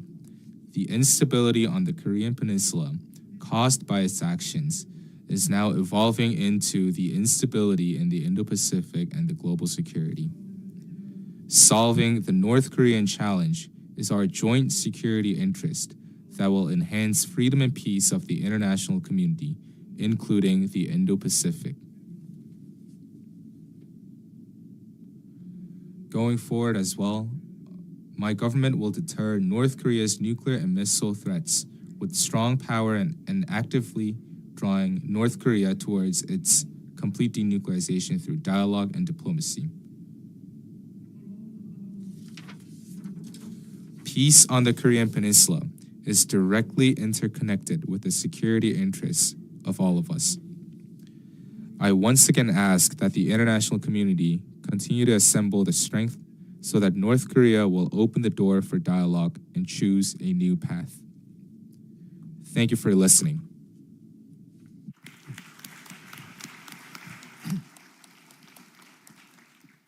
Thank you very much, Minister Lee, for that very clear explanation of how the Yoon administration has moved from what might have been styled in old-fashioned speak a sunshine policy to what might be styled a dual-track policy, where the Yoon administration is strengthening ROK's capability while at the same time making an economic offer to the DPRK for peace should it follow denuclearization, and also for reminding us of an acronym that we haven't perhaps heard enough of in the last year or so, PSI, the Proliferation Security Initiative, which binds a lot of countries together in order to ensure that DPRK doesn't gain the means to further threaten your country and the region. So many thanks for that. And with that, could I please invite the Vice President of the European Commission, High Representative Joseph Borrell, to take the floor.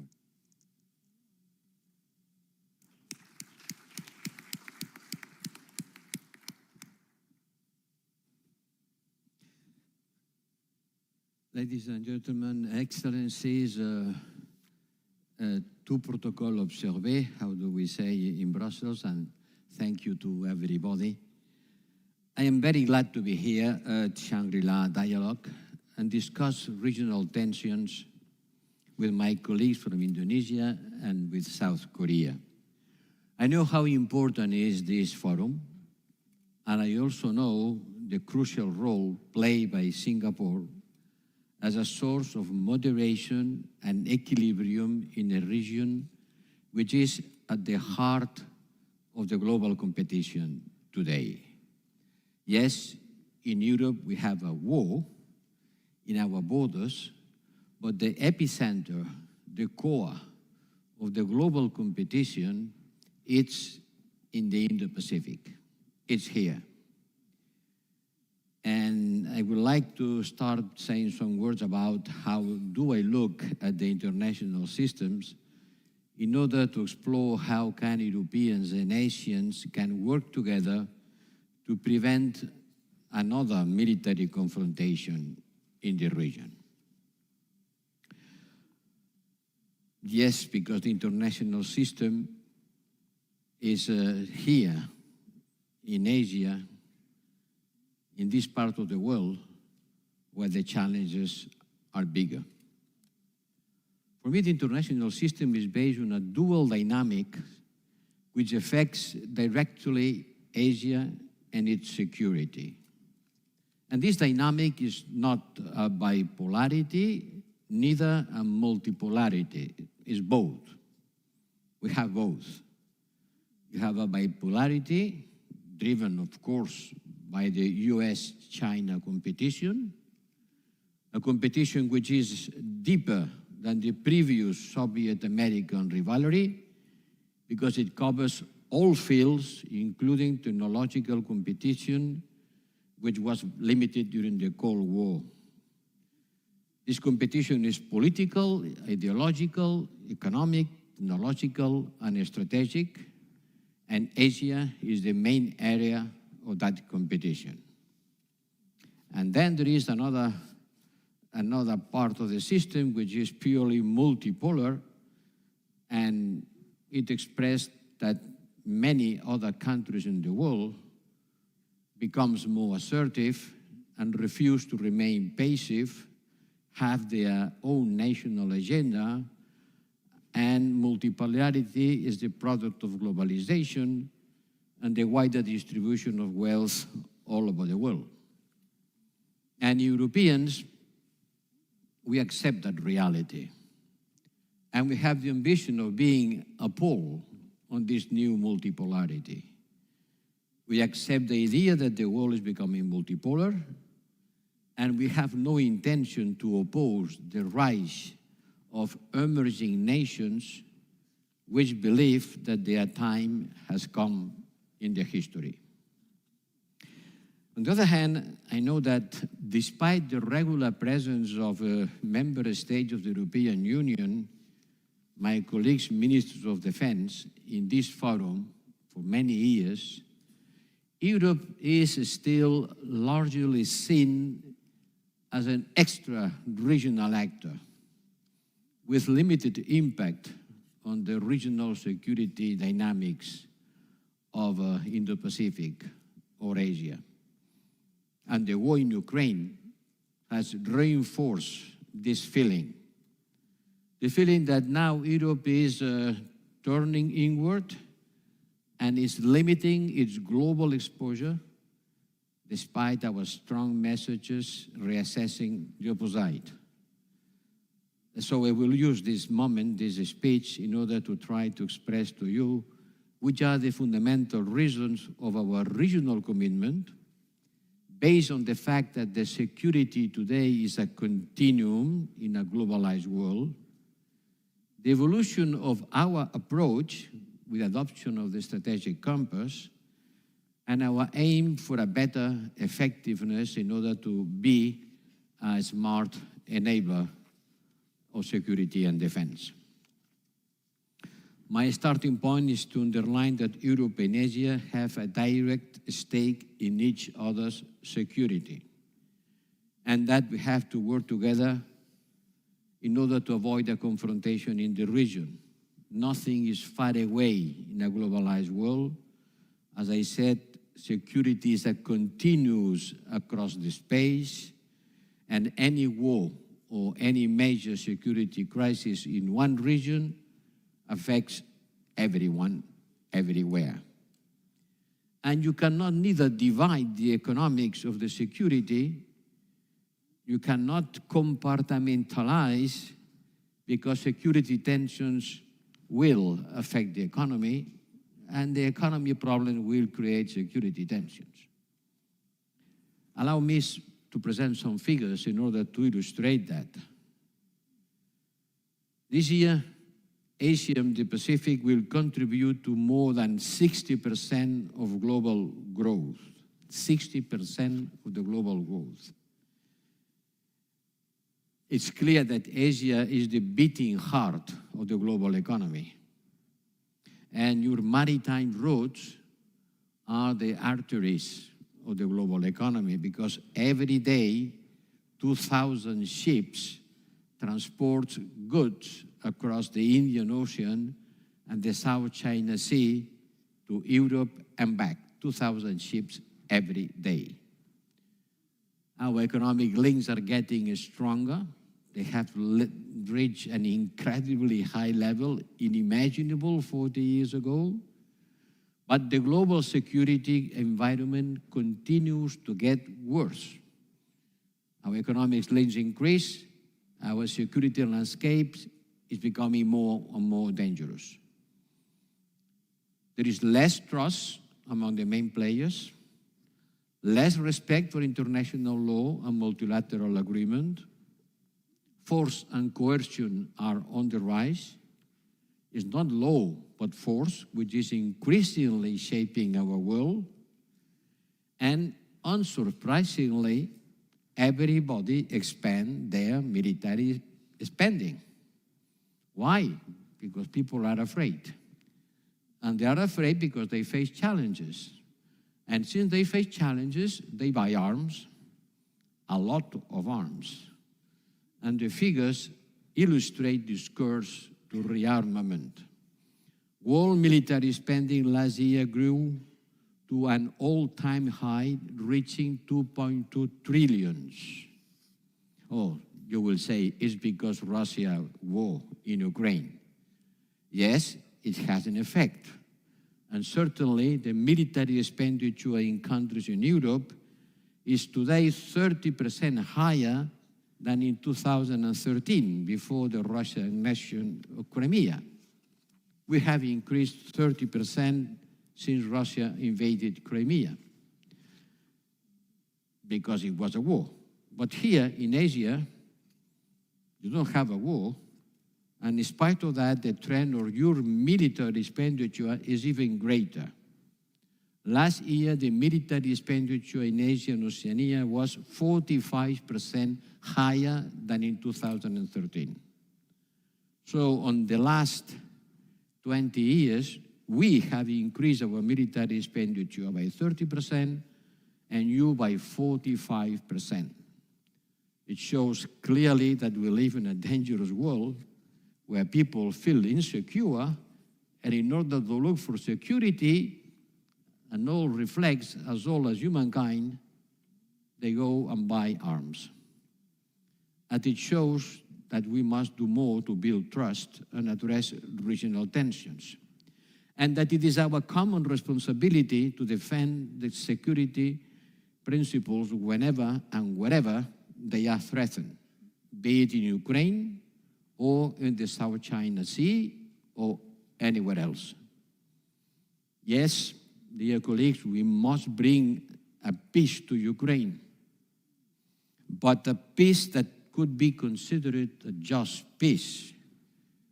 You know, I know how to finish the war in Ukraine. I know. It's quite easy. We stop supporting military Ukraine and the war will finish in a couple of weeks. But how it will finish? Does it matter? Or doesn't matter? If it matters, then we cannot stop supporting military Ukraine, because we don't want the peace, which is the peace of the cemeteries, the peace of the surrender, the peace of the stronger, the peace that makes Ukraine a second Belarus. But yes, the war will finish. So the question is that is not to finish the war, but how do we finish the war? And that's why we continue supporting Ukraine, although we want peace as much as anyone else in this room. And at the same time, we must be sure that the Indo-Pacific stays Pacific. As Indonesian Foreign Minister Retno Marsudi rightly said last month when we met in Stockholm for the European Union Indo-Pacific Forum. And as the Spaniards sailors, the first time they sailed this water, called it Pacific because it was surprisingly very surprised because the water was so calm compared with the Atlantic. My first point is that we have to be committed to do just that, to look peace wherever in these waters and in the lands of Central Europe. My second point is to try to explain you how the war against Ukraine is changing Europeans' role in security and defense. This is important per se, but it is also important because for you, because a more capable Europe is a better partner, including with Asia. Maybe not many people know in this region that in the last 15 months in Europe we have been broken political taboos. For the first time ever, we have been funding military support to a country under attack, providing about 40 billion of military support to Ukraine, coming from the institutions, coming from the resources I manage in Brussels, and coming from the member states. Yes, much less than the US support. But if you add up all the supports, military, civilian, economic, financial, and humanitarian, the bill of the support to Ukraine is about 60 billion euros for Europe. But let me show another figure, which is really impressive. The bill of the support that the European governments have had to pay in order to help their families and firms to face the high prices of electricity and food, the subsidies to our people in order to face the consequences of the war, is 700 billion, 10 times more than the support to Ukraine, which shows that the consequences of this war are not reduced to what's happening in Ukraine, but to the shock waves that this war has been sending all around the world. We have been developing methods to increase our industrial capacity to support Ukraine. We have trained 30,000 Ukrainian soldiers during this year, and we will increase our estimated defense capacity by around about 100 billion more to modernize our armies and invest in new technologies. This is a game changer. This war is changing the role of Europe. Europe was and is a project for peace and about peace. Peace among us and a force of peace for the rest of the world. But now we face a world where the war is something that is in every corner, and these corners are close to our houses. And we have to defend our interests, our strategic domains, be it on land, on the space, on the maritime, and on the cyberspace. We don't have choices. The worst of the choice will be to look to the other side and let the history go by the bad way, because this war could not finish by the victory of the aggressor. But our transformation also makes us a more capable partner for Asia. And this brings me to my third and final point. What can we do with you, with our Asian partners, to promote security together, to face the tensions rising from the South China Sea to the Taiwan Strait to the Republic of Korea? We see more military build-ups and more unilateral move. Yes, each case is specific, but I want to stress that the European Union will always defend international law, including the United Nations Convention on the Law of the Sea and the non-proliferation regime. And because in our DNA, we have always favored multilateral solutions and regional approaches, we are very glad that under our strategic partnership with ASEAN, our security cooperation is a growing component. And we are pleased to participate with members of ASEAN in the regional Navy exercises. And we are happy to see that the navies of ASEAN partners work with us in Operation Atalanta, which are good examples of what we can do concretely. At the bilateral level, we have security and defense dialogues with China, Japan, India, South Korea, and others. I think this type of cooperation can be more than just dialogues, but to make them as concrete and operational as possible. Ladies and gentlemen, let me wrap up. My core message is that the European Union is a reliable security partner. We are not a classic military alliance. We are not a traditional great power throwing its weight around. We don't have the 6th or 7th fleet to be deployed in the Pacific. We are not even a state, but a constellation of states. But these states have a certain technological and military capacity that we want to develop in order to become a smart enabler, investing in shared security in Europe and in Indo-Pacific. And that is my message. You can count on us as much as you could also be part of a great coalition to ensure peace into the great oceans. We need each other. We need to stabilize this world. The challenges we are facing don't let other solution than a strong cooperation, avoiding conflict and increasing cooperation among people around the world, in Europe, in Indo-Pacific, stop this war in a fair manner and avoid that the new conflict could appear in our horizons. This would be an excellent endeavor for this forum. Thank you.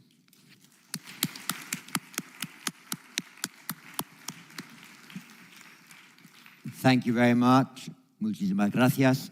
And let me just make 2 quick comments on what you said in discussing the European approach to Russia's invasion of Ukraine, and after having heard also Minister Prabowo's appeal, it reminds me of the dictum that when a conflict arises, it's absolutely vital to frame the issue properly from the first day.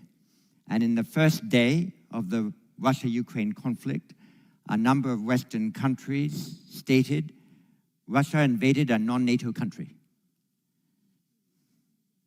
They didn't say that this was a Russian imperial war of recolonization.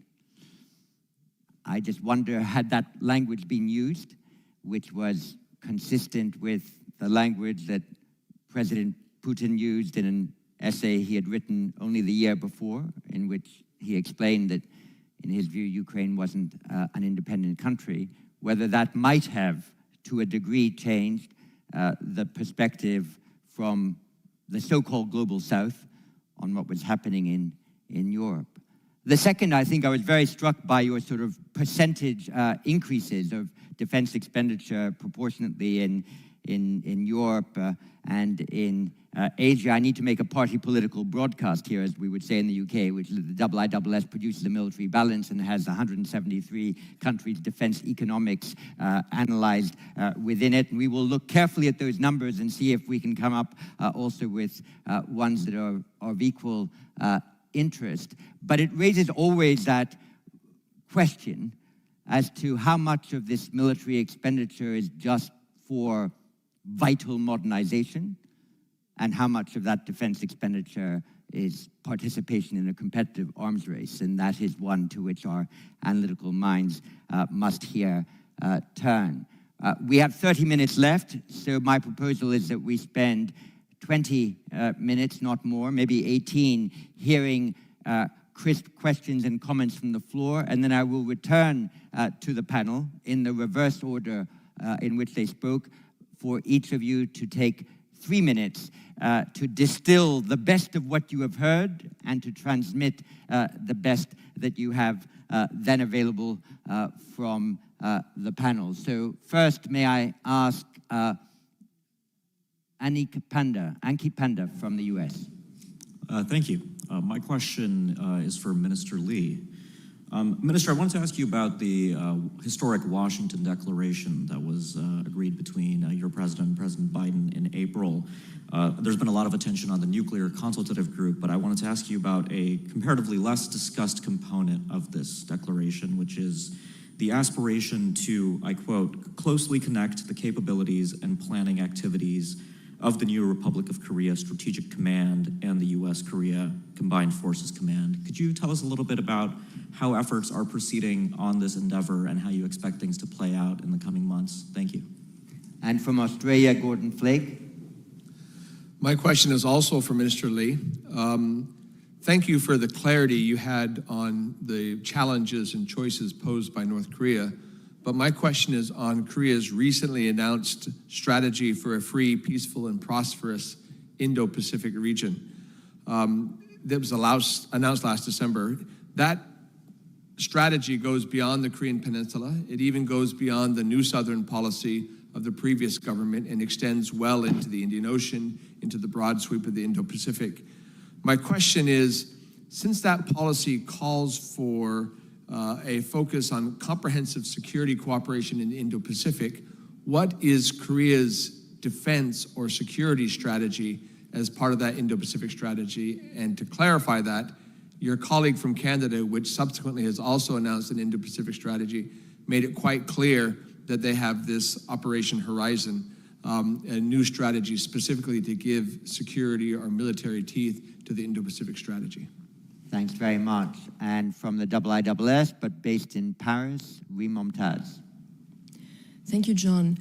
Minister Prabhu, by saying we shouldn't put blame on any side of the war in Ukraine, you basically drew an equivalence between the invader, Russia, and the invaded, Ukraine. So my question to you is, does the non-aligned position in 2023 consist in encouraging aggressors?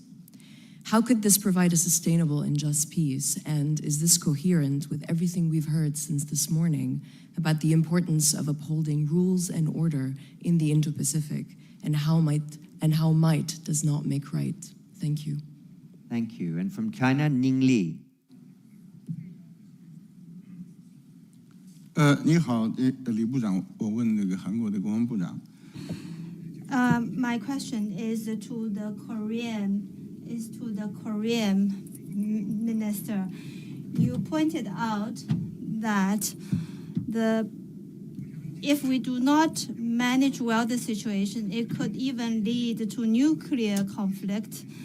My question is, to resolve the peninsular crisis, if we only rely on exerting pressure and continuing with the sanction as in the past many years, can we really solve the problem? You also mentioned in your statement that you want to call on the parties to try to persuade and resolve the situation in Peninsula. I want to hear from Minister Lee. Do you have any specific program and a pathway to address the tension? Because we have been hearing because the dialogue has been paused for many years to address the nuclear issue. If we do not resume dialogue, if we do not have a pathway which is supported by humanitarian aid, how other new methods or proposals do you have on that to solve the problem? To use the proper language and to bring some clarity, saying there is no Ukrainian-Russian conflict, there is Russian invasion of Ukraine. And there are no disputed territories in Ukraine because Ukraine only has the territory of 1991, which was established and has not changed since then. So this is the only internationally recognized borders of Ukraine. But I think there is a major illusion also that if we have a ceasefire, as it is now, we will have a decrease in atrocities. Actually, I think that it will only bring not to cessation of atrocities, but actually to increase in them, giving Russia a free hand in raping Ukrainian women, in killing civilians, and also in kidnapping Ukrainian children from the occupied territories. So I do think that we have to be very clear in what we say. But my question will be about food security, because increased food prices have been mentioned several times. I was wondering what can be done to make Russia to adhere to its commitments under the grain deal, which it has obstructed so far, and whether we have a plan B in case the grain deal is not functional anymore? Thank you. Thank you very much. And from Japan and also the IISS, Mariko Togashi. Mariko. Thank you, John. My question goes to Minister Lee. I'd like to ask you about ROK-Japan relations, which is vital to keep stability in the region. Since the start of your current administration, the bilateral relationship has improved significantly in military, economy, and economic security as well. So my question is, how can the two countries build confidence that is less vulnerable to political shifts, both through military and non-military means? Thank you. Thank you very much. And from Germany, Maybrit Stumbaum. Thank you very much. My question goes to Mr. Borrell. The U.S. Secretary of Defense Austin this morning said that a war in the Taiwan Strait is neither imminent nor inevitable. So as you mentioned, the high importance also for the European lanes, I was wondering, how is your assessment about the proximity of a war in the Taiwan Strait, and what could be the European role in terms of military, to quote my colleague here?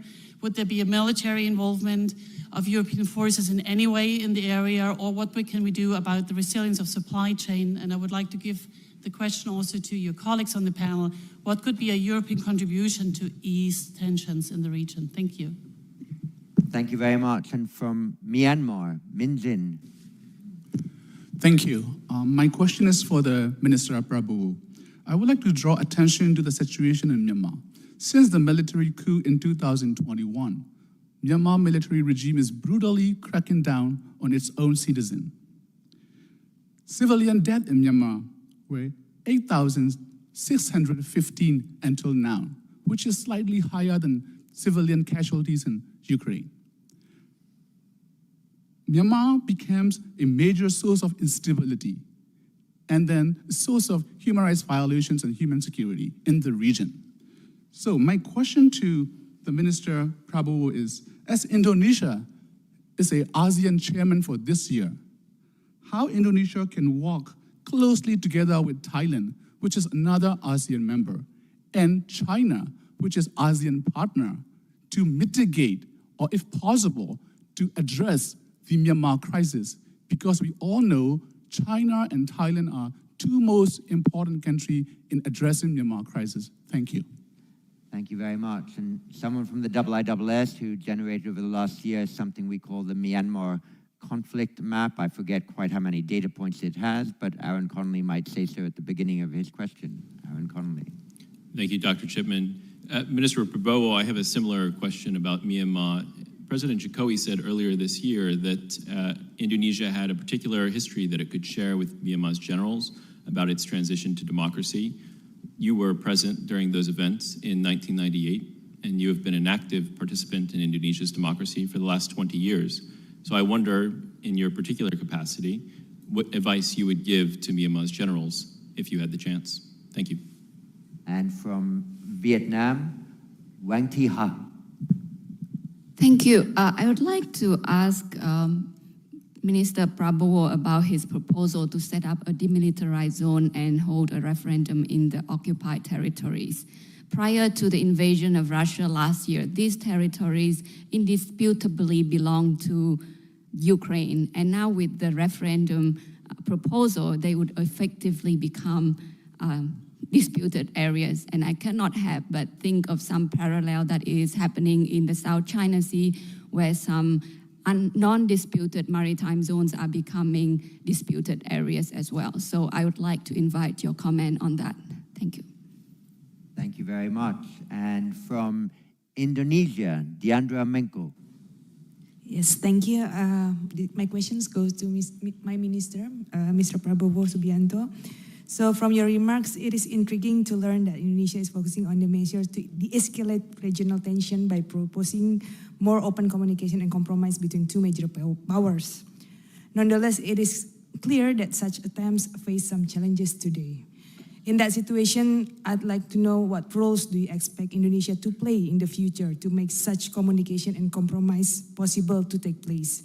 And in the event that things go to the undesired direction, what is Indonesia's contingency plans? Will Indonesia's defense budget be increased in the near future? Yeah, thank you. Thank you very much. As I say, no defense minister escapes the percentage of GDP question. So, to Germany, Johann Wadefuhl.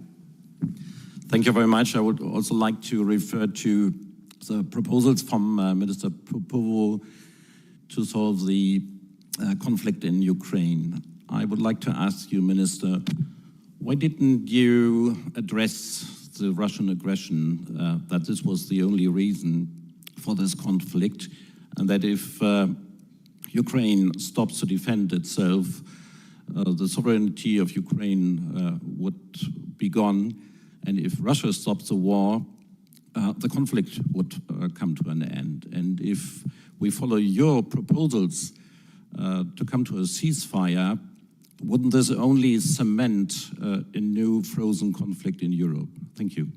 Thank you very much. And sitting right behind you, the former Indonesian Deputy Foreign Minister, Ambassador to Washington, Dito Patidotjo. Thank you. This is a question to Minister Prabowo, my good friend. During a recent interview, President of Indonesia, Joko Widodo, stated that ASEAN should regard Quad and AUKUS as partners. And I believe this was a departure from the more cautious statements by the Indonesian government previously. But President Joko Widodo refrained from saying this out loud at the official ASEAN summit. So my question is, how much was that comment an off-the-cuff remark, or whether it actually represents a new policy by Indonesia to call for ASEAN to regard Quad and AUKUS as partners? Thank you.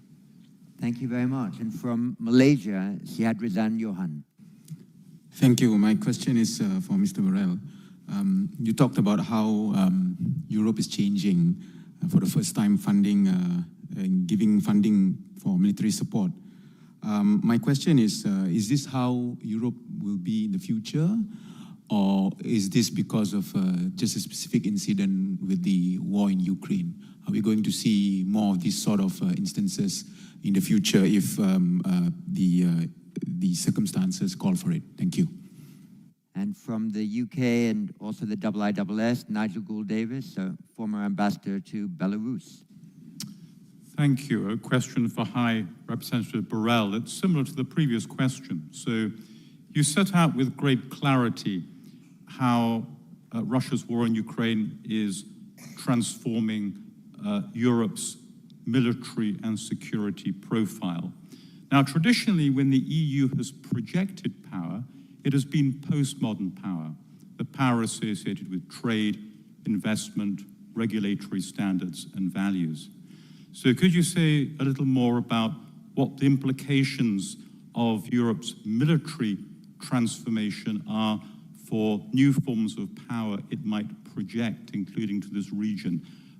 Is the implication that the EU, as an institution, might seek to project a harder form of security power? Thank you. Nigel, thank you very much. And from the Netherlands, but also the IISS, Mayor Nowens. Thank you, John. My question is also for HRVP Borrell. You spoke about Europe's contribution to the Indo-Pacific, but I was wondering what concrete contributions you would like to see from countries in this region with regards to European security and Russia's war in Ukraine. Thank you. Thank you very much. And from the UK, Stuart Lau. Thanks, John. A quick question on the inability of South Korea and Japan, other Asian allies of the West, in providing weapons to Ukraine.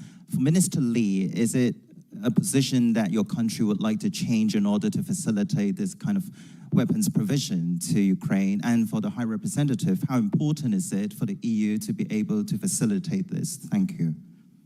Thank you. And from Thailand, Ponsudhirak Sitan. Thank you. I have one question for Mr. Borrell.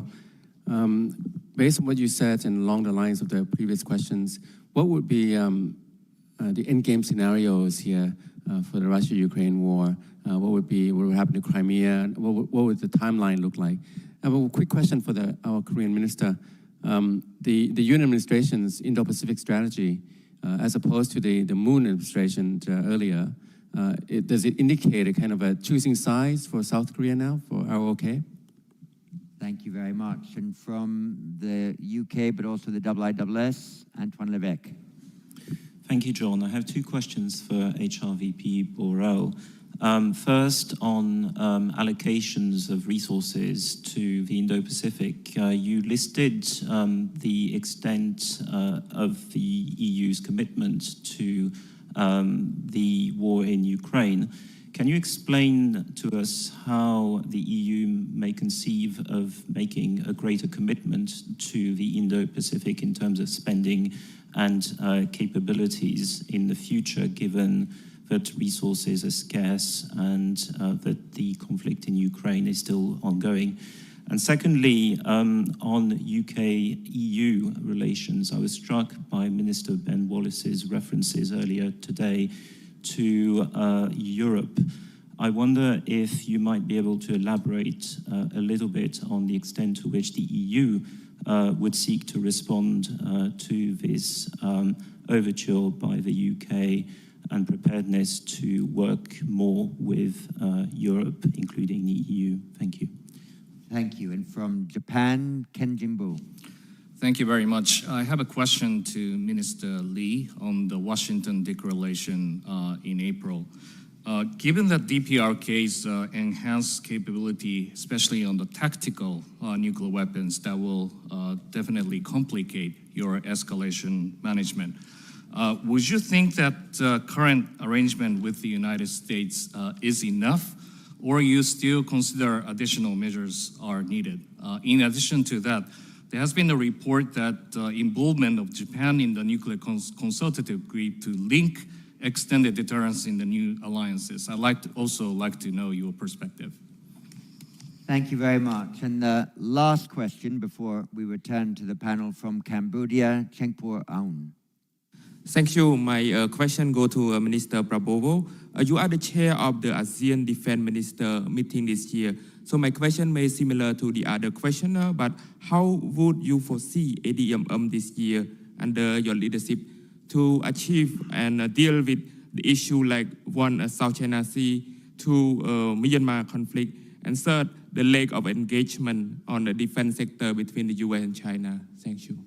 Well, thank you very much. I think the questions and comments were almost exactly mathematically equally divided. So I would like to give each of the panelists 3 minutes to respond to them. I'll try, as I call on each, to distill the main points made just in preparation. I think, Minister Lee, you had a lot of questions about how you engage with the DPRK and how your strategy is different from what your plan is, and also about your own Korean Indo-Pacific strategy. To Vice President Borrell, a number of questions on the nature of EU power, the way it will engage with the Indo-Pacific, its thinking on how the Russia-Ukraine war might conclude, and then rather intriguingly at the end, whether you divine any emerging special relationship between the EU and the UK, given recent statements. And for Minister of Defense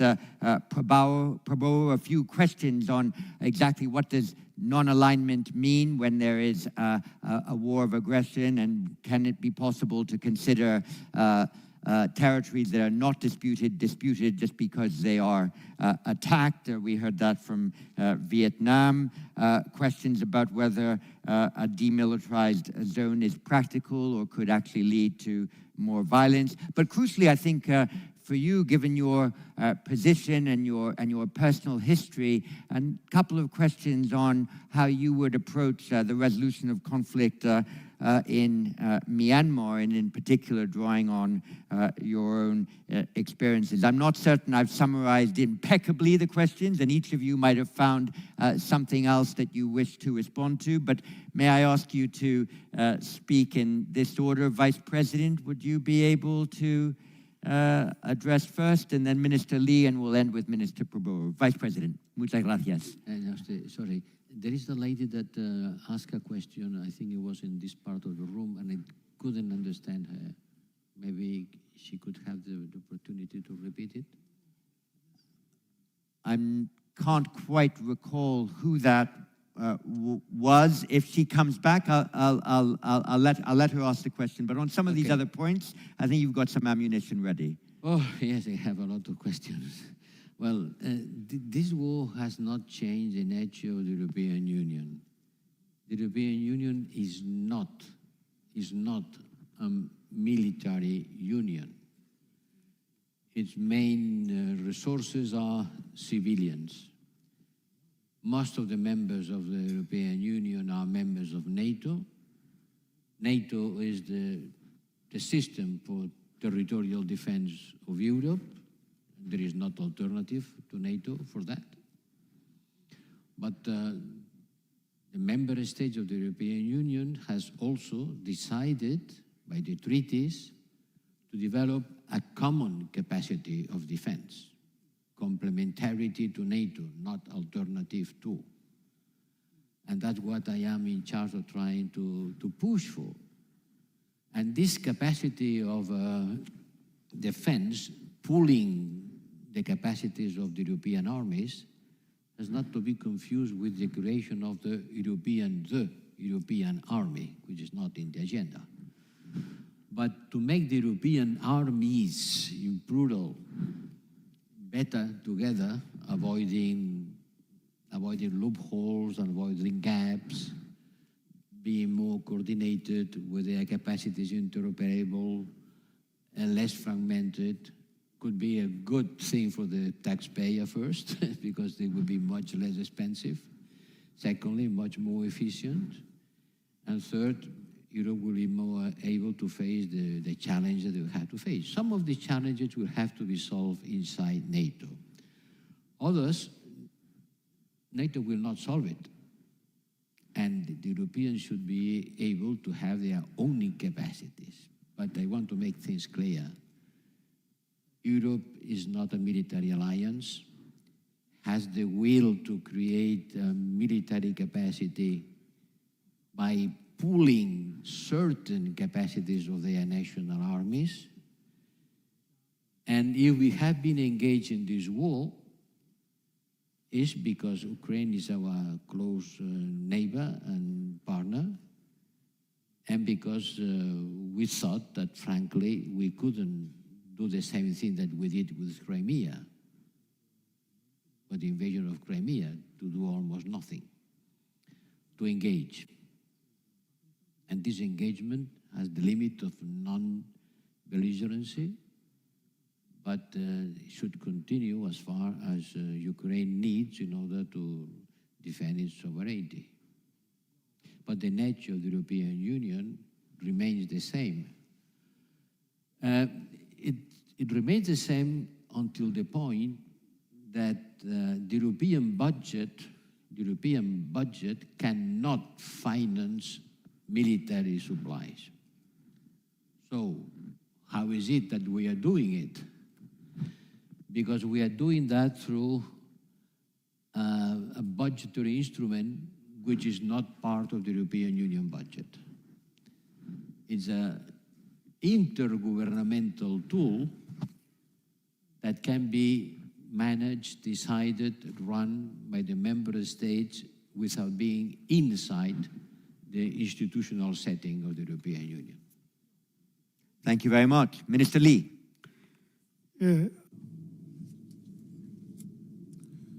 So it seems that I got questions from 7 different people. Some of the questions were overlapped, so I'll provide my answer to 4 different questions. First is regarding Washington Declaration and NCG, and 2 questions were asked regarding it. Relating to nukes, jointly planning and jointly trainings and exercises and jointly executing are part of this agreement, and including information sharing as well. We have built the confidence and trust on extended deterrence much more than we did in the past, and it was a very significant declaration that we made. Then how does this relate to our relations with Japan was one of the questions. NCG is only limited to our relations between Korea and the United States, that is developed to respond to the threats caused by North Korea. The second question that I will provide my answer to is regarding the Indo-Pacific strategy that Korea recently released, and how is that different from the new Southern policy from the past. And two people asked regarding the question. In the past, the policy didn't include defense and security contents. The Indo-Pacific strategy, however, it includes senior level consultations and combined exercise and trainings and defense industrial cooperation, which is all included in the defense sectors, and we seek to, it has a point of seeking further cooperation with our like-minded countries. The third point that I would like to make is regarding North Korean threats and whether pressure would be the right answer to solve this problem. Of course, in the past, we had provided, attempted many dialogues, including humanitarian aid packages. However, it always ended as a failure. And it was always a dialogue that lacked the genuineness. And therefore, it is important that we cooperate with the international community together when we're posing these pressures. And we have to make them realize that the cost that they have to bear in possessing the nuclear weapons exceeds the benefit of possessing those weapons, and the benefit of foregoing that weapon would be much greater than the cost that is caused by the international community's pressure. That is what our government is currently pushing for, and that is what we are requesting for as well. And lastly, regarding Republic of Korea and Japan relations improvement. ROK-Japan relations compared to the past, ROK-Japan relations should not merely focus on the issues of the past, but rather we have shared the sentiment that we have to develop this in a future-oriented manner, especially regarding the nuclear and missile threats by North Korea. We share the sentiment that this is a joint challenge that is posed to us, and that solving it together would develop our bilateral relations in a better way. Then how do we improve and develop this bilateral relations? I believe what's important about this is the trust, and how to develop the trust is through person-to-person exchanges and senior level consultations. That is how we will build and restore the trust between the two countries, and how we will strengthen the cooperative relations between the two countries.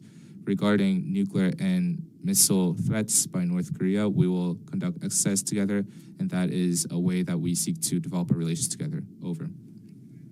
And finally, 3 minutes. We need to end at 12:58 from Minister Prabowo, principally on your ideas on Russia-Ukraine non-alignment and also the Myanmar issue. Yes, John, thank you. I don't know if I can answer these questions in 3 minutes, but I will try. Several questions insinuated that I'm equating between the invader and the invaded. I think this is an emotional reaction, but what I'm putting forward is conflict resolution. I'm not saying which side is right or wrong. And I think this is being taken mistakenly, because Indonesia's position is very clear. In the United Nations, we voted against the Russian invasion. We voted. You can check our voting record. We are not talking about right or wrong. I'm just proposing that we attempt at conflict resolution, and this has been done historically. Please, our European friends, please do not think in terms of 5 or 10 years. Think in terms of 50 years. We in Asia, we have our share of conflict, of war. maybe more disastrous, more bloody than what's being experienced in Ukraine. Ask our Vietnamese friends, our Vietnamese brothers, ask our Cambodian brothers. Ask them how many times they have been invaded.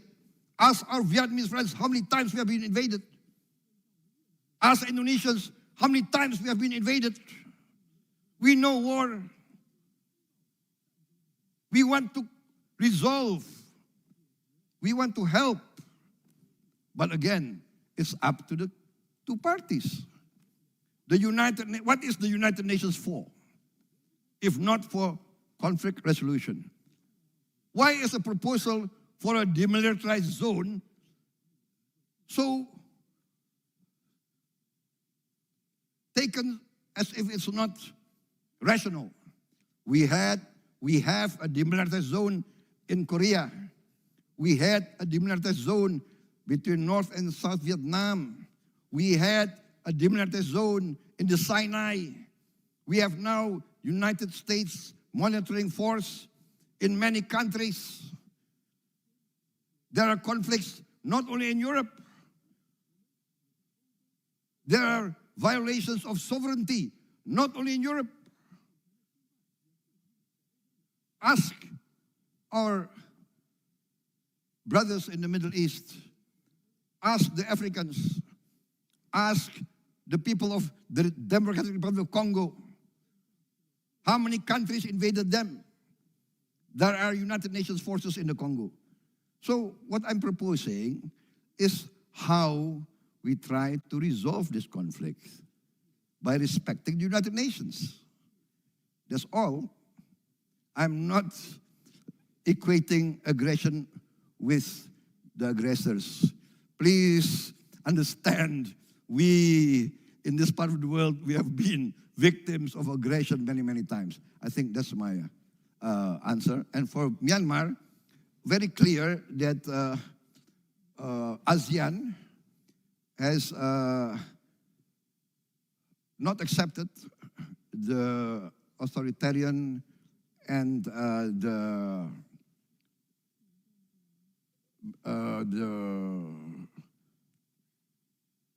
activities and the lethal actions of the Myanmarese military regime against their own people. So that is very clear. And I think Cambodia, as the previous leader or chairman of the ADIMM, Cambodia was also very clear, and Cambodia did not invite the Myanmarese political leaders to the ADIMM meeting. And I think that's our position also.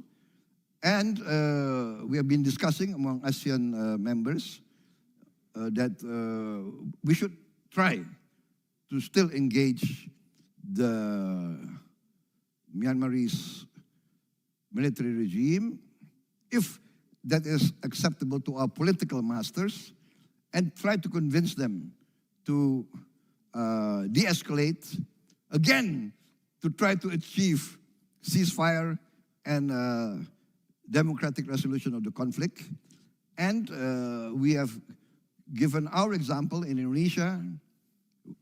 In Indonesia, in 1998, I think we are one of the few examples in the world of a military voluntarily withdrawing from politics. A military withdrawing voluntarily from politics until today, and we are proud of it. We are proud of that.